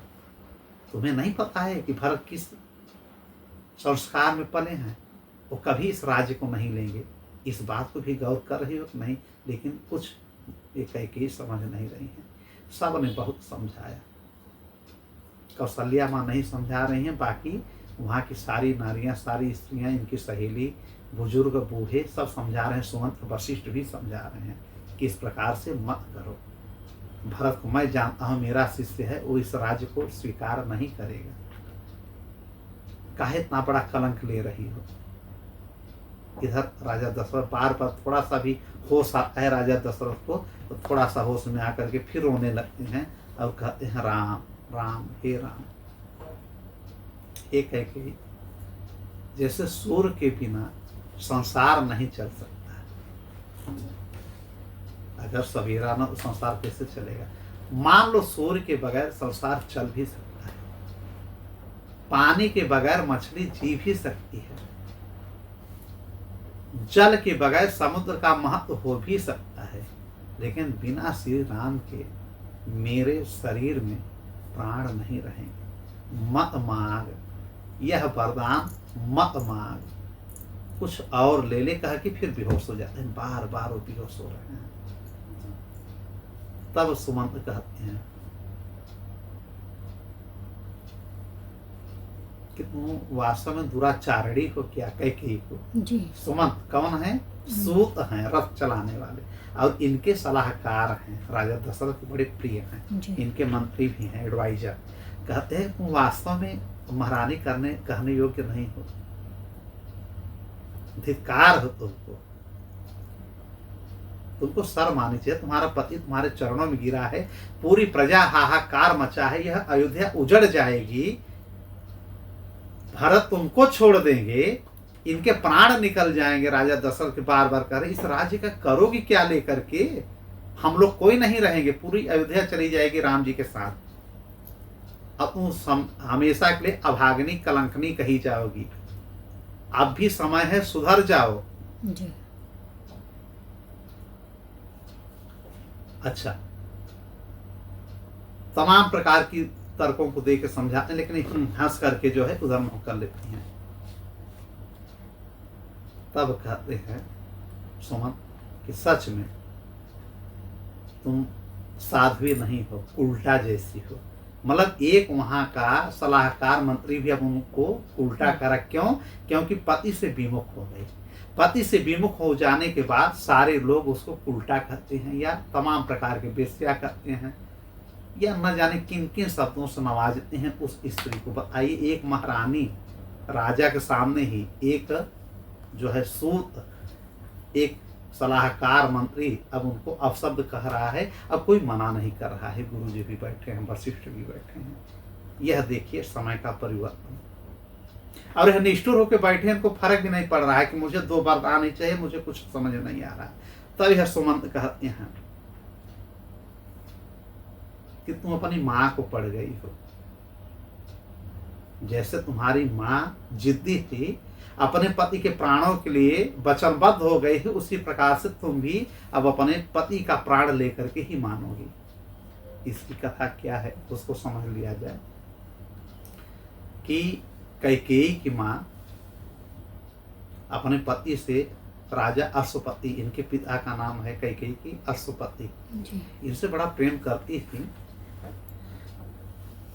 एक बार हुआ क्या कि इनसे प्रसन्न होकर के राजा अश्वपति से एक साधु ने इनको यह वरदान दिया, या यह इनको ज्ञान दिया कि तुम किसी भी जीव जंतु, मनुष्य की तो बात ही छोड़िए, राक्षस देवता की जिस भाषा में कोई बोलेगा, तिर्यक पक्षी भी बोलेगा, छोटे छोटा जंतु, कीड़ा मकोड़ा, उसकी आवाज तुम समझ जाओगे। अब दूर से भी अगर कोई बोलेगा तो तुम अगर सुनना चाहोगे तो उसकी आवाज़ तुम्हारे कानों में आ जाएगी। खासकर जीव जंतु की आवाज़ को तुम स्पष्ट समझ पाओगे जब उनकी बोली किसी को सुनाई ही नहीं पड़ती है। छोटे छोटे अगर चींटी चले या कौवा बोले काँव काँव तो क्या समझोगे? वो सारी भाषा समझने लगे उस साधु संत के आशीर्वाद से, वरदान से, क्योंकि उनकी बड़ी सेवा की है अष्टपति। एक बार सैया पे लेटे हुए थे, रात्रि का समय था, महारानी भी इनके साथ लेटी हुई थी। किसी पक्षी की आवाज़, कहीं कहीं तो कहा गया कि चींटियां जा रही थी, उनकी आवाज़, उनकी बात को सुन करके हंसने लगे। और कहीं कहीं ग्रंथों में है कि किसी पक्षी की आवाज़ सुने और वो पक्षी आपस में कुछ ऐसी बातें कर रहे थे कि राजा अश्वपति को हंसी आ गई। क्या पक्षियां भी ऐसी बातें करती हैं? इस प्रकार की ये हंसने लगे। और यह इनके पास लेटी हुई थी कैकेयी की माँ, मतलब अश्वपति की पत्नी। वह सोचते हैं कि मुझे देख करके हंस रहे हैं। अब कहते हैं कि बताइए आप हंस क्यों रहे हैं? इन्होंने कहा नहीं बता पाएंगे। मुझे देख के आप हंस रहे हैं? नहीं, तुम्हें देख करके नहीं हंस रहे हैं। फिर हंसने लगे। अब वो जिद कर देते हैं कि तुम बताओ कि क्यों हंस रहे हो राजा, बता दो ना। इन्होंने कहा अगर मैं बताऊंगा तो मेरे प्राण निकल जाएंगे। इन्होंने कहा मर जाओ, मुझे उसका इतराज नहीं, लेकिन बताओ कि क्या बात है। इन्होंने कहा अच्छा मैं कल बताऊंगा। ये जाते हैं उसी साधु के पास जंगल में। राजा अश्वपति की ऐसी सी बात है, मेरी पत्नी ने जिद कर दिया है। साधु ने कहा कि उस पत्नी का तत्काल परित्याग कर दो जो तुम्हारे मौत की इच्छा रखती हो जी। लेकिन बताना मत। चूंकि वरदान के साथ साथ उन्होंने कहा कि अगर तुम अपनी यह बात किसी को बता दोगे कि इन लोगों ने क्या बात किया है, पक्षियों ने, क्या कीड़े मकोड़ों ने, अगर तुम अपने मुख से उस बात को किसी को बता दोगे तो तुम्हारी उसी समय मृत्यु हो जाएगी। तुमने हमसे मांगा था वरदान, मैंने दे दिया कि किसी भी पशु पक्षी प्राणी की आवाज़ तुम स्पष्ट सुन सकते हो, समझ सकते हो, लेकिन अगर किसी को बताओगे तुम्हारी मृत्यु हो जाएगी। तो मैं जो कह चुका हूँ वो हो जाएगा, तो तुम ऐसी पत्नी का परित्याग कर दो। राजा जी आते हैं और बैठते हैं। फिर राज दरबार में रानी आती हैं कि बताओ आप क्यों हंसे थे रात? इन्होंने कहा नहीं मैं बताऊंगा, मेरी मृत्यु हो जाएगी, मैं वरदान से बना हुआ हूँ। इन्होंने कहा मरना हो मर जाओ, वरना बताओ हमको। नहीं मैं मर जाऊंगी। तो राजा अश्वपति उनको अपने राज्य से बहिष्कार कर देते हैं कि आज से तो मेरी पत्नी नहीं हो। अपने सेवकों को आदेश देते हैं कि इनको जंगल के ऐसे किनारे छोड़ करके आओ कि कभी लौट करके आने न पाए। परित्याग कर दिया है। यही सुमंत्र जी ने कहा कैकेयी से कि तुम उसी माँ की बेटी हो जो अपने पति को मारना चाहती थी, लेकिन तुम्हारे पिता योग्य थे, किसी वरदान में बंधे हुए नहीं थे, और हमारे राजा योग्य होते हुए भी वरदान में बंधे हुए हैं। इसलिए तुम इनको मारने की पूरी प्लानिंग बना ली हो, सुनियोजित योजना है जो कि बहुत गलत है। तुम उसी खून, वही रक्त बह रहा है तुम्हारे धमनियों में। ये इधर ये सब हो रहा है। वशिष्ठ जी भी बहुत समझाते हैं कि बहुत गलत है, ऐसा नहीं होना चाहिए। राम जी जैसे परशुराम जी हैं कि अपने पिता को इतना चाहते हैं कि वहाँ उनकी हर एक आदेश का पालन इन्होंने किया। यहाँ तक कि परशुराम जी ने अपने माँ का गला भी पिताजी कहने पे काट दिया था। यही बात श्री राम जी ने भी माता कौशल्या से कहा, जब वो बार बार कहने लगे कि माता का पहले आदेश मानो, माता ज़्यादा प्रभावशाली होती है। मैंने तुमको 9 महीने कोख में लिया, गर्भ में रखा। इन्होंने कहा माँ, पिता का ऋण सबसे अधिक होता है। अब पिता का इसलिए होता है कि वह अपने माँ का, अपनी पत्नी का भी वो पालक होता है, इसलिए वो आपसे बड़े हुए। पूर्व काल में जो हुआ है वही मैं कर रहा हूँ, कोई नया काम नहीं कर रहा हूँ। पूर्व काल में भी परशुराम जी जमदग्नि के कहने पर अपने पिता के, अपनी माँ रेणुका के सिर को काट दिए थे फावड़े से। और सगर पुत्रों ने, हमारे ही वंश के, अपने पिता के कहने पर 60,000 उनके पुत्रों ने अपने जान का बाजी लगा दिया, आहुति दे दिया था, पूरे धरती को खोद दिया था। किस लिए? अश्व लाने के लिए जो इंद्र चुरा ले गए थे, जी। लेकिन अपने पिता के आदेश का उन्होंने अवहेलना नहीं किया, सबके सब जबकि मारे गए थे। मैं भी उसी वंश का हूँ, तो मैं अपने पिता के आदेश का पालन करूँगा। ये मत सोचिएगा कि मैं जो परशुराम का एग्जाम्पल दे रहा हूँ, मैं उस प्रकार से काम नहीं कर रहा हूँ। आप मेरी माँ हैं, मैं इस प्रकार से काम कर रहा हूँ कि पिता के आदेश का अवहेलना, मुझ में इतनी हिम्मत नहीं है कि मैं उनकी आज्ञा का उल्लंघन कर सकूं। माँ मुझे आदेश करो। तब माता ने आदेश दे दिया था कि जाइए, लेकिन 14 वर्ष से एक दिन अधिक न हो वापस आना। ठीक है, यही बात वशिष्ठ जी कह रहे हैं कि यह राम जी अपने पिता के बहुत बड़े भक्त हैं।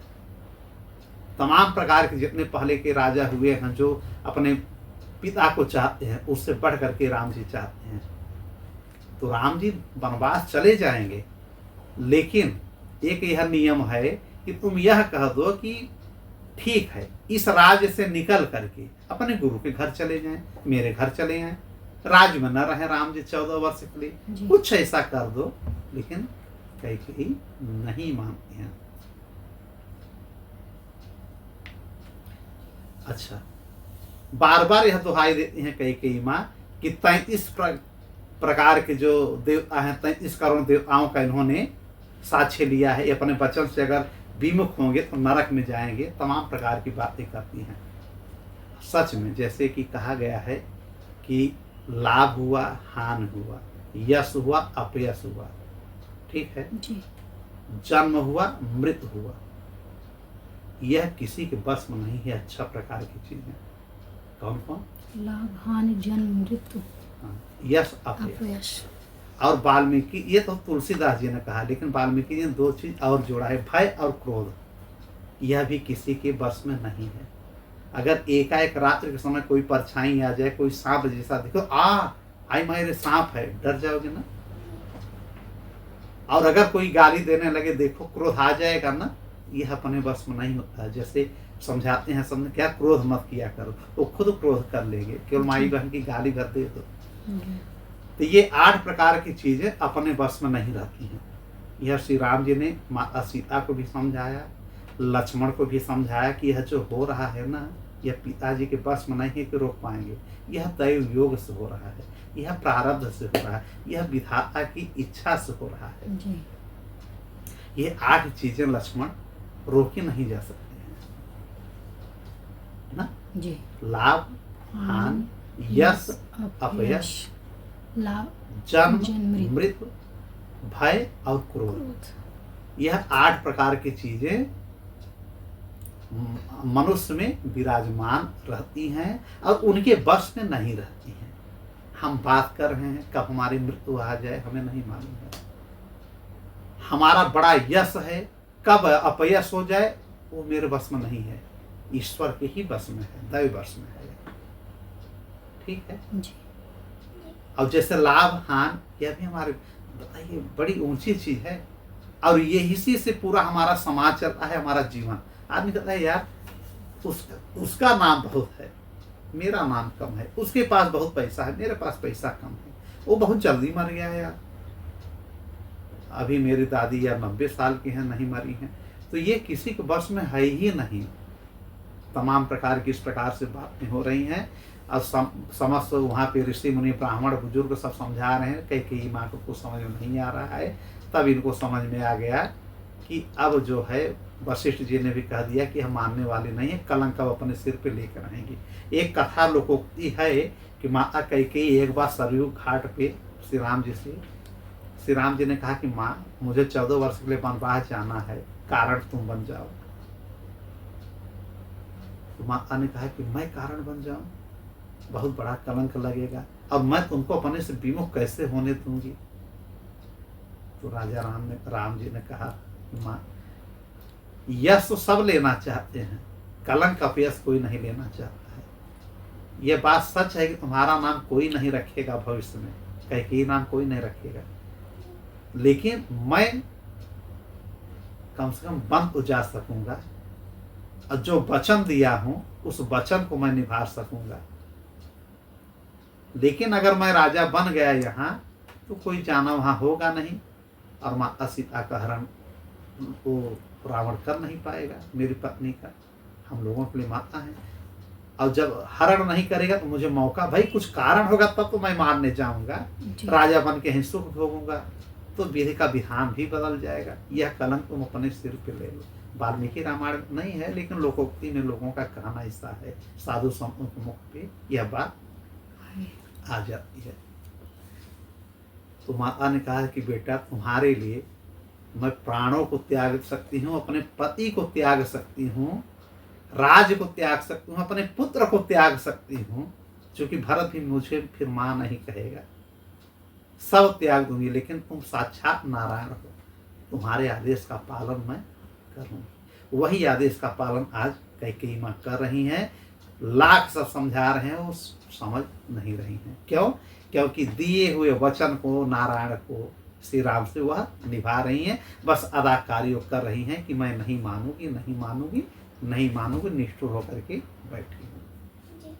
अब प्रभु श्री राम जी आते हैं वहाँ पे, सीता जी को लेकर के, लक्ष्मण जी को, सबको प्रणाम करते हैं। और सारी रानियां उनको देख करके बिलग हो करके रोने लगती हैं आत्मा से। अरे 350 रानियां हैं, जी। इतनी माता हैं, सबको प्रणाम करते हैं प्रभु सीता माँ और लक्ष्मण जी। और फिर यह जो है कैकेयी को भी प्रणाम करते हैं, कहते हैं माँ मैं तैयार होकर के आ गया हूँ, मैं तत्काल वनवास के लिए तैयार हूँ, मैं वनगमन के लिए जा रहा हूँ। क्या और आदेश है? तो कैकेयी माँ ने कहा कि यह राजसी वस्त्र उतार दो, यह पहन करके नहीं जाओगे। वनवास में कैसे जाओगे? वनवासी कपड़े पहन करके। फिर सीता माँ ने कहा मैं भी जा रही हूँ, लक्ष्मण ने कहा मैं भी। तो यह खुद जाकर के कैकेयी माँ अपने हाथ से दोनों लोगों के लिए कपड़े लाती हैं वलकल का, और माता सीता को उस प्रकार की साड़ी माता सीता पहन ही नहीं पाती हैं, आंखों में आंसू आ जाते हैं। श्री राम प्रभु अपने हाथों से उनको वलकल पहनाते हैं, माता सीता को उसी रेशमी साड़ी को पहना देते हैं जो पहनी रहती हैं कि अब इसी को धारण करना। इस बात को लेकर के वशिष्ठ जी बहुत नाराज होते हैं। गुरु वशिष्ठ बहुत उल्टा सीधा कर कैकेयी को कहते हैं कलंकनी, दुराचारणी, पापनी। सीता को जाने के लिए तो वनवास कहा नहीं गया है, और अगर ये जा रहे हैं तो इनको वलकल क्यों पहना रही हो? इनको तो रोक लो, तुम कह दो कि नहीं इनको जाने दीजिए, जहाँ पति रहेंगे वहीं पत्नी रहेंगे। तुम तो इसी पे वशिष्ठ ने कहा कि तुम अपने पति धर्म को, पत्नी धर्म को नहीं निभा पा रही हो, अब तुम राम और सीता को कह रही हो जाओ, बहुत गलत कर रहे हो। तमाम प्रकार की ताड़ना प्रताड़ित करते हैं ये जो है वशिष्ठ जी, लेकिन कुछ प्रभाव माता के ऊपर नहीं पड़ रहा है इस समय। अब फिर यह प्रणाम करते हैं किसको? समस्त लोगों को। राजा दशरथ को कहते हैं पिताजी आपका जो मौन स्वीकृति है उसको मैंने स्वीकार कर लिया है, आप मन में अपने किसी प्रकार का क्षोभ मत रखिएगा, आप मेरी माता कौशल्या को भी उतना ही प्रेम करिएगा, समस्त रानियों को प्रेम करिएगा। भरत आपका पुत्र है जी। उसको मानिएगा। तब तक भरत और इन्होंने निष्कासित कर दिया था। राजा दशरथ ने कह दिया था कि तू कलंकनी है, पिशाचनी है, अब तू मेरी पत्नी नहीं हो, मैंने तुम्हें पत्नी पद से विमुख कर दिया। अब तुम्हारा जो पुत्र है, तुम्हारे कोख से जन्म लिया है भरत, वो भी मेरा बेटा नहीं है, न तुम मेरी पत्नी कही जाओगी न मेरा बेटा। यह सब वो पहले ही कह चुके थे गुस्से में कि आज से तुम्हारा मेरा कोई नाता नहीं, जो अग्नि से तुम फेरे ली हो, मेरी पत्नी बनकर के आए, जाओ उनको मैंने मुक्त किया, न तुम मेरी इस लोक की हो न परलोक में हो, कहीं तुम मेरी सधर्मणीय नहीं रहोगी। लेकिन श्री राम जी तमाम प्रकार का इनसे निवेदन करते हैं कि आप सबको एक मत से देखिएगा, एक आंख से देखिएगा, सबको समान दृष्टि से देखिएगा, और आप अपने आप को किसी भी प्रकार का लांछन मत सोचिएगा कि आपके ऊपर लगेगा। इस प्रकार से सबको समझाते हुए ये चरणों में शीश नवाते हैं और अपने इन लोगों के साथ निकलते हैं, लक्ष्मण के साथ, माता सीता के साथ। लेकिन इधर राजा दशरथ बार बार रोकने की कोशिश करते हैं कि रुक जाओ रुक जाओ, लेकिन ये रुकने का नाम नहीं लेते हैं। वहाँ से निकलते हैं, सीता और लक्ष्मण से कहते हैं कि तमाम प्रकार के जो हमारे पास दान दक्षिणा है सब ब्राह्मणों में, दीन दुखियों में सब बांट दो, जो मेरे पास संपत्ति है। ये भी समझ लीजिए, श्री राम जी अयोध्या से निकलने से पहले आप जितना भी उनके पास द्रव्य था, आभूषण था, सब गरीबों में, ब्राह्मणों में सब बांट दिया। माता सीता ने भी अपने समस्त प्रकार के आभूषणों को ब्राह्मणों में बांट दिया। जिस प्रकार से सुदामा जी से मिलने जब आए थे, कौन? सुदामा जी मिलने गए थे किससे? श्री कृष्ण से। और श्री कृष्ण जी ने उनको सब कुछ दे दिया। उसी प्रकार से जब यह बात पता चली, अब वहां से निकल लिए हैं और सब बांट रहे हैं, सब पूरे अयोध्या में सबको, अपने सेवकों को बुलाया, उनको 14 वर्ष के लिए हजारों सेवकों को अन्न दिया और वस्त्र दिया, आभूषण दिया कि तुम लोग हमारे महल की रक्षा करोगे, यहाँ पे रहोगे। सब ब्राह्मण जो आ रहा है सबको बांट रहे हैं। यहाँ तक कि इनके पुत्र थे अरुंधति माँ के और वशिष्ठ जी के, सूर्या के, उनको बुला करके सोने का पलंग, हजारों प्रकार के आभूषण देते हैं। और इनके पास एक हाथी रहता है श्री राम जी के पास, शत्रुंजय नामक हाथी, उसको दे देते हैं अपने गुरु के पुत्र को कि मैं इसका क्या करूँगा, अब इस पर आप सवारी करिएगा। जैसे कुअलिया पीड़ एक हाथी रहती है श्री कृष्ण के समय द्वापर में, कंस के पास रहता है ना, और कहा जाता है कि इस हाथी को जो स्पर्श करेगा मार देगा, ये समझे कि हाथी उसी की है और वही कंस का वध करेगा। इसी प्रकार से शत्रुंजय हाथी इनको मिला था, श्री राम जी को इनके नाना में दिया। ठीक है। तो अब समस्त प्रकार के, एक त्रिजट नामक एक ब्राह्मण थे, गर्गपुत्री ब्राह्मण, त्रिजट जी, बड़े गरीब थे, हमेशा कुल्हाड़ी और वो लेकर के जाते हैं, जंगल में लकड़ियों को बेच करके अपना भोजन निर्वाह करते थे। इनको खबर मिली यह गरीब रह गए थे, बाकी बहुत गरीब वहाँ नहीं थे, इन्होंने फिर भी सब बांट दिया। इनकी पत्नी ने कहा त्रिजट को कि जा करके जो है श्री राम जी से मिली, बड़ा दान दक्षिणा कर रहे हैं।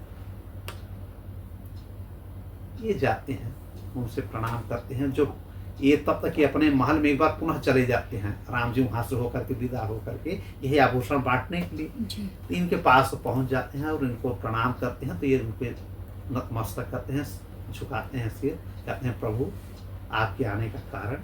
प्रभु कौन कह रहा है? राम जी। उस ब्राह्मण से कि आपके आने का कारण बताएं। इन्होंने कहा मुझे धन दौलत कुछ चाहिए, खाने के लिए मैं बहुत गरीब हूँ और बहुत निर्बल हूँ, एक डंडा लिए है, बहुत मैं दुर्जन हूँ, निर्बल हूँ, मेरे शरीर में वह योग्यता नहीं है लकड़ियों को काट के किसी प्रकार फल फूल ला करके बेच के मैं अपना जीविकोपार्जन कर रहा हूँ। इन्होंने कहा जो लाठी आप लिए हैं, लठ, इसको फेंकिए, जितनी दूर चला जाएगा उतनी जमीन और उतना गैया आपकी हो जाएगी। कौन कहा? श्री राम जी। अब वो बूढ़े से, कमजोर से त्रिजट नामक ब्राह्मण जो गर्गगोत्री थे, उन्होंने कहा कि लगता है कि कम देने के चक्कर में मेरी परीक्षा ले रहे हैं। फिलहाल उन्होंने अपने धोती को बांधा, अब भवा करके उस लठ को फेंका। वह लठ इतनी दूर गया कि जो सरयू नदी है, सरयू नदी वगैरह सब ढांक गया, उड़ता चला गया। और उस तरफ हजारों लाखों गायियां थी, प्रभु का ही, इनका राज्य हर जगह था ना, तो वहां लाखों गैया थे और सांड थे। उस गौशाला में जाके गिरा। तो श्री राम जी ने कहा कि यहाँ से लेकर के अयोध्या तट से बांटते बांटते वह अयोध्या के सरयू तट पे चले गए थे, आभूषण और उस सबको हजारों लोगों को बांट रहे थे। तो इन्होंने कहा अब यहाँ से लेकर के अयोध्या के उस पार तक की ये सारी जमीनें आपकी रहेंगी और सारे गौवे लाखों आपके रहेंगे। लेकिन ब्राह्मण देवता आप ये मत सोचिएगा कि मैंने आपसे परिश्रम करवाया, मैं आपके बल को उजागर करना चाह रहा कि आपके अंदर इतनी शक्ति है, आप निर्जल, अपने आप को निर्बल कह रहे हैं। निर्बल नहीं, आप सबल हैं। आप क्या हैं? सबल हैं। तो यह त्रिजट ब्राह्मण को इन्होंने इतना सब कुछ दिया। एक चित्ररथ नामक एक इनके पास थे, जो है मंत्री, बूढ़े थे, राजा दशरथ के साथ में थे, उनको ढेर सारा आभूषण गहना वस्त्र, मतलब जितना है सब कुछ बांट करके यह निकल लेते हैं वहां पे अयोध्या से। अब जब यह रथ पे इनको कहते हैं राजा दशरथ ना सुमंत जी को कि इनको छोड़ करके फिर आइए, नहीं मार रहे हैं, जाओ जंगल दिखा करके वापस ले आना। जी तो यह हो गया कि इनका वनवास हो गया। जी 14 मिनट या 14 घंटा दिखा देना तो 14 साल माना जाएगा। तमाम प्रकार की बातें दशरथ जी बता करके सुमंत्र को भेजते हैं। और जब यह चलने लगते हैं रथ पे बैठ करके, तो सारी अयोध्या इनके पीछे उमड़ पड़ती है और रो रो करके लोगों का इतना बुरा हाल हुआ कि वहां की धरती पूरी गीली हो गई। सारे अयोध्यावासी पूर्ववासी रोने लगे, इनके पीछे पीछे भागने लगे। अब पीछे पीछे राजा दशरथ अब दौड़ रहे हैं, रुको राम रुको, कौशल्या माँ, 350 रानियां, अब तमाम पूर्ववासी दौड़ रहे हैं कि बेटा रुको, पुत्र रुको। अब सुन रहे हैं श्री राम, लेकिन सुमंत से बार बार कह रहे हैं कि रुकिए मत, पीछे मत देखिए। अगर अब पिता और पुत्र का मिलन होगा तो मैं उनके इस धर्म के काम में मैं बाधक बन जाऊंगा, हमेशा हमारे पिताजी के ऊपर कलंक लग जाएगा कि मैं राज्य के चाहत में राजा बनने के लिए मैं जा करके पुनः वापस आ गया। आप रुकिए मत, आप चलते रहिए। अब बाद में राजा जी से कह देना पिताजी से कि मैंने आपकी बात सुन नहीं पाई, इसलिए मैं रथ लेकर के आगे निकल गया। इस प्रकार से श्री राम जी, लक्ष्मण जी और सीता माँ रथ पे बैठ करके सुमंत जी के साथ अयोध्या से निकलते हैं वनवास के लिए 14 वर्ष के लिए। ऐसा लग रहा था कि जैसे उजड़ गई है पूरी अयोध्या, सुनसान, सारे लोग इनके पीछे चल दिए श्री राम जी के पीछे। अब श्री राम जी रोकें तो रोकें कैसे किसको? सारी प्रजा इनके साथ चली गई कि जब राम ही नहीं रहेंगे अयोध्या में तो पूर्ववासी कोई नहीं रहेगा यहाँ पे, नगरवासी यहाँ पे अब नहीं रहेंगे, सब पीछे पीछे चल दिए। वाल्मीकि रामायण में तो यह लिखा है कि यह कुछ सामान अपने साथ ले गए थे प्रभु जी, कुछ तो राजा दशरथ ने यह कह दिया कि 14 वर्ष तक जब तक सीता वहां पे रहेंगी इनके लिए कपड़े, आभूषण और वस्त्र रहने चाहिए। उनकी आज्ञा का पालन करते श्री राम जी ने भी मना नहीं किया, वो रथ पे रखवा दिए थे। और कुछ राजा जनक ने इनको अस्त्र शस्त्र दिए थे श्री राम जी को। कौन सा? 2 दिव्य धनुष दिया था दहेज में, जब शादी हुआ था, विवाह हुआ था ना, तो 2 जनक ने दिव्य धनुष दिए थे, 2 दिव्य कवच दिए थे, 2 तरकस दिए थे और 2 खड्ग दिए थे, तलवार। यह सभी साथ में लेकर के गए थे श्री राम जी, ठीक है। और कुछ माता कौशल्या और राजा दशरथ ने जो दिया था वो रखवा लिए। वो अलग की बात है कि आगे चल करके सब बांट देते हैं दान, लेकिन वहां से ले लिए थे, ठीक है। तो ये सब लेकर के वहां से निकलते हैं कि जो जैसे अपने पिताजी को क्यों इतना मानते हैं श्री राम जी, इनका कहना होता है कि पिता से बढ़ करके कोई देवता भी नहीं होता है। देवताओं का भी अगर कोई देवता है तो पिता है। माँ को भी उतना वो नहीं मानते हैं, जैसे कहा गया कि माँ का दर्जा प्रथम है, लेकिन श्री राम भगवान उसको खंडित करते हैं कि माँ भी तो पिता के ही अधीन है। तो माँ को मैं बहुत मान रहा हूँ, लेकिन अगर पिता की बात आ जा रही है तो पिता उनके पालक हैं, उनके भी पति हैं, उनके भी देवता हैं। तो माँ अगर मेरी देवता हुई तो देवता के देवता वो हो गए, वो महादेवता हो गए, मतलब देवताओं के भी देवता होते हैं पिता। यह इनकी सोच रहती है प्रभु श्री राम जी की। पिता के वचनों को कभी इन्होंने ठुकराया नहीं। अब सारे अयोध्यावासी गाली देते हुए चले जा रहे हैं कि बताइए यह क्या कर दिया कलंकित कैकेयी ने, पूरे अयोध्या को उजाड़ दिया। जैसे नीम से मधु नहीं निकलता है, उसी प्रकार से कैकेयी की कोख से भरत जैसा लगता है कलंकित पुत्र पैदा हो गया, जिसके लिए इतना उजाड़ हो गया। कुछ लोग भरत के पक्ष में बोलते हैं नहीं नहीं, देखिएगा भरत आएंगे तो राज्य को ही नहीं लेंगे, तो जो है कैकेयी को ही, जैसे हम लोग पीड़े हैं कैकेयी को ही डांटेंगे। तमाम प्रकार का विचार विमर्श करते लोग आपस में बात करते हुए चले जाते हैं। और पहली रात पे रुकते हैं कहाँ पे? तमसा नदी। जब अयोध्या से जाते हैं तो 18-20 किलोमीटर आगे आते हैं, तमसा नदी पड़ता है, जो वाल्मीकि जी का बगल में आश्रम रहता है, लेकिन वहाँ उनसे मिलते नहीं हैं, रात में वहाँ रुकते हैं प्रभु श्री राम जी। ठीक है, कहाँ पे? तमसा नदी के तट पे। ये देखिए विधाता का देन। आज बनना है राजा और आज बन रहे हैं वनवासी। इनकी उम्र वाल्मीकि जी ने 27 वर्ष लिखा है कि जब यह वनवास के लिए गए तो 27 ईयर्स के, अन्य ग्रंथों में 25 वर्ष लिखा है। तो अगर 27 वर्ष के हो रहे हैं तो इसका मतलब कि जब रावण को मारते हैं 14 वर्ष बाद, तो 27 और 14 मतलब 41 ईयर्स में यह अयोध्या पुनः वापस आ जाते हैं रावण को मार करके लंका से। और जो बार बार देवताओं की बात की जा रही है कि 33 प्रकार के देवता, यह 33 प्रकार के देवता कौन है? करोड़ है कि प्रकार? देखिए कोटि, 33 कोटि देवता कहा गया है। तो कोटि माने करोड़ भी होता है, प्रकार भी, दोनों प्रकार से समझ लीजिए कि 33 कोटि का मतलब क्या है। 33 कोटि माने 33 प्रकार के देवता होते हैं।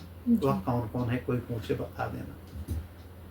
कि 12 जो आदित्य होते हैं, 8 जो वसु होते हैं, 12 8 20, 11 जो रुद्र होते हैं, 20 11 21, और 2 जो होते हैं अश्वनी कुमार, 33। यही 33 देवता होते हैं। ठीक, इसको याद कर लीजिएगा कि 33 प्रकार के देवी देवता जो हैं यही हैं। 12 आदित्य, 8 वसु, 11 रुद्र और 2 अश्वनी कुमार। इन्हीं को मिलाकर के 33 होता है। इन्हीं को कहा जाता है 33 कोटि देवता। लेकिन कहीं कहीं लोग कहते हैं कि 33 करोड़ देवता हैं, उनकी वृद्धि क्यों नहीं हुई? वंश की वृद्धि, उनकी वंश की वृद्धि इसलिए नहीं हुई कि जब तारकासुर को मारने का योजना चल रहा था, इसीलिए माता पार्वती की शादी कराई गई भोलेनाथ से। नहीं, शादी नहीं करने वाले हैं, कामदेव को भस्म कर दिए थे। कामदेव इनको जब जगाने गए, भाई बहुत लोगों ने जगा, तो यह काम इनके अंदर प्रवाहित करिए, ये जागृत हो जाएंगे। इन्होंने त्रिनेत्र खोला, कामदेव वहीं भस्म हो गए। रति रोने लगी कामदेव की पत्नी। फिर इन्होंने कहा कि आगे चल के प्रद्युम्न जब ये बनेंगे तो पति पत्नी के रूप में तुम इनसे मिल पाओगे। तब तक के लिए ये बिना अंग के ही, मतलब अनंग बन करके समस्त लोगों में विराजमान रहेंगे। तो आज कामदेवता बन गए हैं, कामदेव बन गए हैं, लेकिन भोलेनाथ को डिगा नहीं पाए थे कि विष्णु भगवान, नारायण भगवान के कहने पर, उनके रिक्वेस्ट पे, उनके आदेश पे यह उठते हैं अपने तपस्या समाधि से और माता अम्बा, गौरी माँ या पार्वती माँ से शादी करते हैं और हजारों वर्ष के लिए चले जाते हैं गुफा में। अब देवता लोग बहुत परेशान होते हैं कि जब ये गुफा से निकलेंगे ही नहीं तो कैसे होगा भैया? जब इनका पुत्र नहीं होगा, तारकासुर मारा कैसे जाएगा? क्योंकि उसने यही ब्रह्मा से वरदान लिया है कि इनके पुत्र से मैं मारा जाऊं। अब जानता है कि ये शादी अब करेंगे नहीं, सती के वियोग में है, माता सती के वियोग में है, विवाह नहीं करेंगे, इसका मतलब मैं अमर रहूंगा। लेकिन इनकी शादी फिर उन्हीं सती को पार्वती बन करके आती है और करा दिया जाता है। उन्हीं को लेकर के जब यह एकांतवास में रहते हैं तो देवताओं से रहा नहीं गया कि यार सैकड़ों हजारों वर्ष हो गया, न भी पुत्र हुआ और न उनका दर्शन ही हो रहा है। त्राहिमाम करके इंद्र से लेकर समस्त देवता पहुंच जाते उस कमरा में जहाँ पार्वती माँ का और इनका एकांत में मिलन होता रहता है। किसका? भोलेनाथ का। बचाइए बचाइए प्रभु, तो तब तक ये पूर्ण रूप से माता और इनका मिलन समागम हो नहीं पाया है। इन्होंने सोचा देवताओं के ऊपर कोई विपत्ति आ गई। माता पार्वती को उसी हालत में छोड़ करके यह भागते हैं बहुत तेज से और इनका स्खलन होना शुरू हो जाता है। किसका? भोलेनाथ भगवान का। ठीक है, और उस स्खलन से जहां जहां गिरता है वहां सोना चांदी तांबा ये सब बन जाता है, धरती वहां धंसने लगती है और उसी स्खलन को स्कंद कहा जाता है। अब जब स्कंद ज्यादा होने को हुआ स्खलन, तो इन्होंने अपने हाथ में उस तेज को रख लिया भोलेनाथ ने।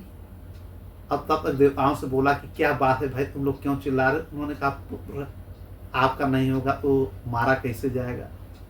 वह राक्षस बड़ा अत्याचार किया है, दैत्य जो है तारकासुर। इन्होंने कहा उसी योजना में मैं लगा हुआ हूँ, तुम लोगों ने हमारे उस योजना को निष्फल कर दिया। ये मेरे तेज को, इसी से पुत्र होगा, ले जाओ। उसी तेज को ले जा करके देवताओं ने माँ गंगा के गर्भ में रख दिया। गंगा माँ के, चूंकि गंगा माँ एक बार इनको पति के रूप में चाहते थे, जी इन्होंने इनकार कर दिया है, चूंकि नारायण की वो पत्नी बनने वाले थे। तो उनकी मनोकामना को पूर्ण करने के लिए गंगा नदी में उसको प्रवाहित कर दिया गया। गंगा जी जलने लगी जैसे अग्नि। उन्होंने उस स्खलन को, उस स्कंद को किनारे कर दिया। तब 6 प्रकार की जो कृतिकाएं होती हैं, नक्षत्रों की देवियां, उनको पालती हैं। ठीक है, जी 6 होती हैं, 6 कृतिकाएं। इसीलिए उस स्कंद का, स्कंद माने कार्तिकेय होते हैं, उनका नाम स्कंद भी है चूंकि स्खलन हुआ था, जी कार्तिकेय भी है, मुरुगन भी है। 6 प्रकार का मुख बनाते हैं, 6 माओं का एक साथ जो है स्तनपान करते हैं, इसलिए इनको खडानन कहा जाता है। जी ठीक है, तो कार्तिकेय की उत्पत्ति इस प्रकार से हुई और इनकी माताएं पूर्ण रूप से कृतिकाएं हैं। और यह जब माता पार्वती ने देखा तो देवताओं के ऊपर बड़ी नाराज होती हैं कि तुम लोग गुफा में भी, एक तो हमारे पास कोई आवास नहीं है, किसी प्रकार बरगद के पेड़ के नीचे गुफा में वहां भी तुम आकर के डिस्टर्ब कर दे रहे हो, और मेरे कोख से पुत्र होने वाला था उसको भी उजाड़ दिए तुम लोग। तो जिस प्रकार से मेरा कोख सोना है, ठीक है, जी कोख से नहीं हो रहा है पुत्र, उसी प्रकार से मैं श्राप देती हूँ कि आज से समस्त देवताओं में किसी को एक भी पुत्र या पुत्री संतान नहीं होगा। तो उस समय तक देवताओं की संख्या हो गई थी 33 करोड़। माता पार्वती की क्रोधित होकर के श्राप देने की वजह से उस समय देवताओं की समस्त वंश वृद्धि रुक गई। ठीक है, जी और तभी से कहा जाने लगा कि 33 करोड़ देवी देवता हैं। इसमें भ्रमित नहीं होना चाहिए। तो 33 करोड़ देवी देवता से 34 करोड़ इसलिए नहीं हुए 35 करोड़ कि श्रापित हो गए, किसी को लड़का एवं नहीं हो रहा है, कोई संतान नहीं। और उसी को विद्वानों ने बांट दिया 33 कोटि। कोटि माने करोड़ मत समझिए, प्रकार समझ लीजिए, जो कि मैंने बताया। इस प्रकार से यह देवताओं का एक परिभाषा है। जी अब जैसे एक यह समझ लीजिए कि समुद्र और सागर में क्या फर्क है। समुद्र भगवान का ही एक रूप है, जी ठीक है। समुद्र को खारा होने का श्राप माता पार्वती ने ही दिया था, जी क्योंकि जब इनकी शादी होने वाली थी भोलेनाथ से, तो आके बार बार कहते हैं कि हमसे शादी कर लो, क्या उस जटाजूट से करोगी। जी इनको अपने रत्न पे, अपनी सुंदरता पे बड़ा, चूंकि उस समय तक जो है समुद्र का जल मीठा होता था, जी इनके अपने मिठास पे बड़ा घमंड था। माता पार्वती ने श्राप दे दिया कि आज से आपका जल कोई ग्रहण ही नहीं करेगा, लवड़ी हो जाएगा, साल्टी, खाली खारा हो जाएगा। तब से खारा हो गया समुद्र। जी लेकिन एक बार समुद्र सूख भी गया था, अगस्त जी ने ग्रहण कर लिया था। कुछ लोग कहते हैं कि अगस्त जी ने ग्रहण कर लिया था, पी लिया था। एक वहां पे दैत्य छिपता था, देवताओं के कहने पे उन्होंने उस समुद्र को ही पी लिया, और जब जी। खाली हो गया तो उस राक्षस को, दैत्य को मार दिया गया। कहीं कहीं कहा जाता है कि अंगिरा ऋषियों ने उस समुद्र को सुखा दिया था जी श्राप दे करके, क्योंकि वहां पे वो समुद्र के तट के किनारे यज्ञ तप कर रहे थे और उनकी बार बार समुद्र की लहरें आती, उनके यज्ञ को खलल डालती, यज्ञ खराब हो जाता, तो गुस्से में आकर के सुखा दिया था। तो किसी कल्प में अंगिरा ऋषियों ने किया था, जी अब किसी जमाने में, किसी कल्प में अगस्त ऋषि ने उस समुद्र को पी लिया है। फिर लोग कहते हैं कि समुद्र को जब पी लिया है तो समुद्र को फिर अपने मूत्र मार्ग से निकाला अगस्त जी ने, इसलिए जल खारा हो गया। ऐसा कहीं प्रमाण पुराणों में नहीं है। जी समुद्र को पी लिए तो पी लिए, निकाले नहीं थे, खाली हो गया था। ठीक, जी तब जब ये सागर के जो 60,000 पुत्र मारे जाते हैं गंगा सागर में कपिल जी के जी हुंकार से, ना, इसकी कथा हम सुनाए हैं। जी और जब ये मारे जाते हैं तब भगीरथ गंगा माँ का प्राकट्य कराते हैं और वह जाकर के समुद्र में मिल जाती हैं।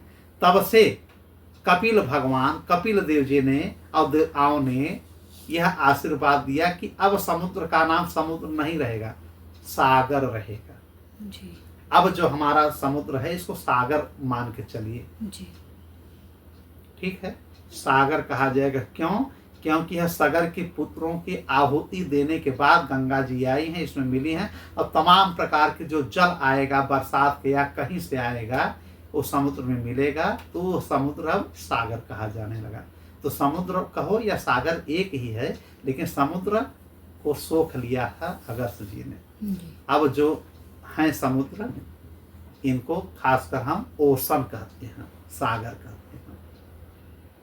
ठीक है। तो जी इस प्रकार से अब आज पहुंच गए हैं प्रभु कहाँ पे, तमसा नदी के तट नदी पे। पर, तट पे। आज रात वहीं गुजारते हैं और फिर रात में निद्रा माँ से कहते हैं कि सबको नींद लग जाए। अब ये लोग हमारे साथ चलेंगे, मैं किसी को तकलीफ नहीं देना चाहता हूँ। सुमंत से कहते हैं कि रथ को जोतो, यहाँ से चलो चले जाओ। भोर में ही वहां से निकल जाते हैं। अब फिर रथ को कहते हैं कुछ दाएं बाएं करके जाओ, जिससे उस पहिए के निशान से ये हमारे पीछे ना पाए। अयोध्या ठीक उसी प्रकार से दुखी हो जाती है जैसे जब श्री कृष्ण को लेने अक्रूर जी जाते हैं जी तो गोपियां और सारे ब्रजवासी नाराज होते हैं, रोने लगते हैं। उसी प्रकार से जब ये सुमंत जी लेकर के आते हैं तो सुमंत जी को भी लोग गाली देते हैं अयोध्यावासी कि क्यों ये लेकर के जा रहे हैं। लेकिन फिर यह रथ को आगे पीछे घुमा करके वहां से भोर में ही निकल जाते हैं अयोध्या। आगे के लिए। अयोध्या नहीं, जी मतलब अब वो हाँ वहां से निकल जाते हैं आगे के लिए। इस प्रकार से अब कथा यहाँ पे विराम होती है, फिर अगली कथा अगले कथा में। तब तक के लिए श्रीमन श्रीमन नारायण राधे राधे।